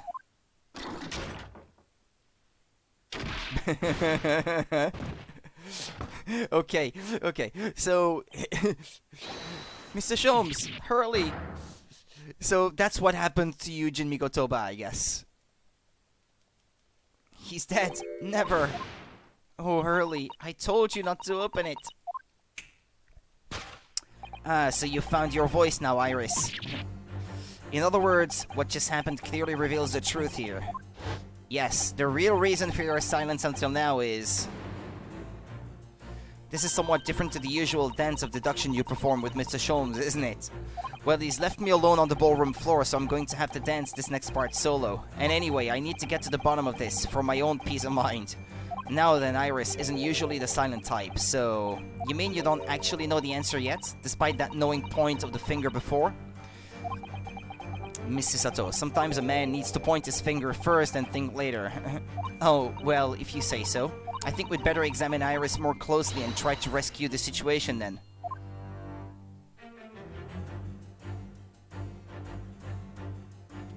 The key.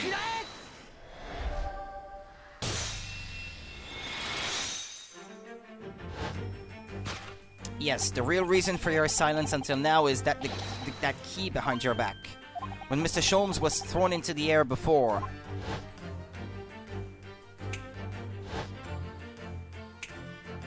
Just before you called out to try to stop him, you slipped something out of your mouth. That something is the key in your hands. No doubt the key to the chest.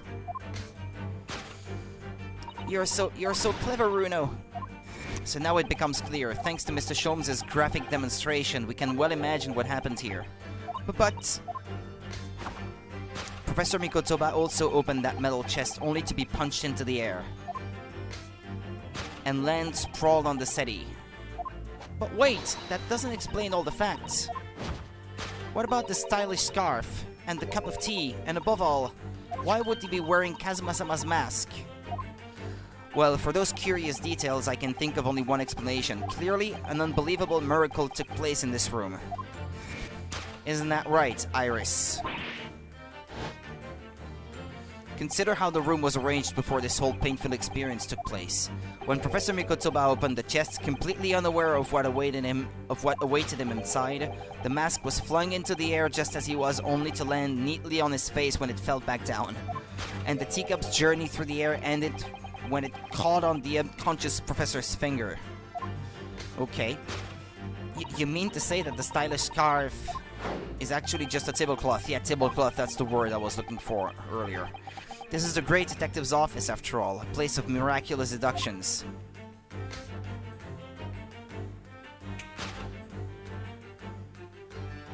Would you expect anything less? Yes, you're right. It happened exactly as you said. Brilliant, Runo! Thus concludes Ryunosuke Naruhodo's great deduction of this punchy puzzle. So then, why don't I make a fresh pot of tea for us all? Idiot! An admirable performance, Mr. Naruhodo. But in the final act of the show there, you rather missed everything of importance. Mr. Sholmes, if you would cast your mind back to my earlier deduction. Iris, clearly you're hiding a great secret. Ah, she is, from the look on her face. Mr. Sholmes must be right. Whatever that great secret is, the cat isn't out of the bag yet. So I put it to you again. You were attempting to abscond with that coffee cup. It really is a shame about Mr. Sholmes' cup. It must have been smashed when Professor Mikotoba opened the chest. Oh dear, so many things seem to have been broken here, but now that the deduction has taken a different direction, Iris doesn't seem to be trying to hide the broken cup anymore. In other words, our great secret is something else. Let's put our observational skills to work here one final time then.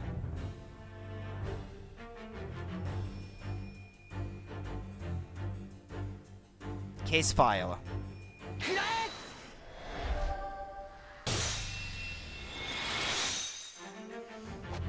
You were attempting to abscond with that case file.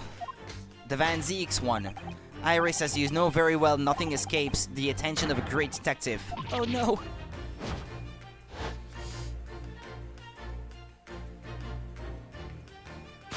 We visited Scotland Yard's autopsy laboratory earlier today. And Dr. Gorey informed us that the autopsy report of Clint Vanzeks had gone missing. Clint Vanzeks. Yes, I do seem to recall. That some years ago I asked to see the report in question. You were with me, weren't you, Iris?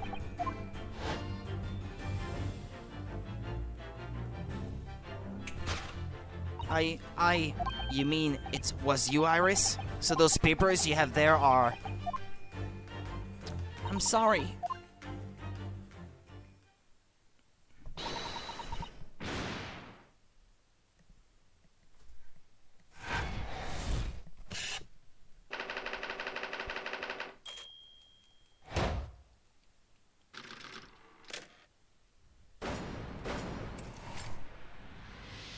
Deduction complete. In truth, I would like to have thought I could have predicted the booby-trapped chest, but it caught me completely off guard. I was very nearly the late consulting detective Sherlock Holmes. I'm sorry, Early. So you mean this autopsy report really is... Yes, I took it from the lab, even though I knew it was very important. Was there something in it that troubled you, Iris? The name of her father, maybe? We don't have it in the evidence yet. Something I'd been looking for when I saw this report, when I saw the writing in it. I knew it was Daddy's. The writing? Your father's writing? What do you really mean? We're gonna finish this case tomorrow, because I'm running out of time. I can't be sure what time I'll start streaming tomorrow night, because I may be home late, because we're gonna be away for the afternoon. So So, not making any promises. I may be absent. I would let you guys know anyway. I'll have my phone with me so I can still communicate via Discord. But if I can, I'll be finishing this case tomorrow, and then I think we should finish the game over the weekend, or maybe by Monday we should be done. That will depend how the final case of the game is, how long it is. Anyway, thank you guys for watching. I'll be going now, and I'll see you guys tomorrow if you guys can make it. Bye-bye!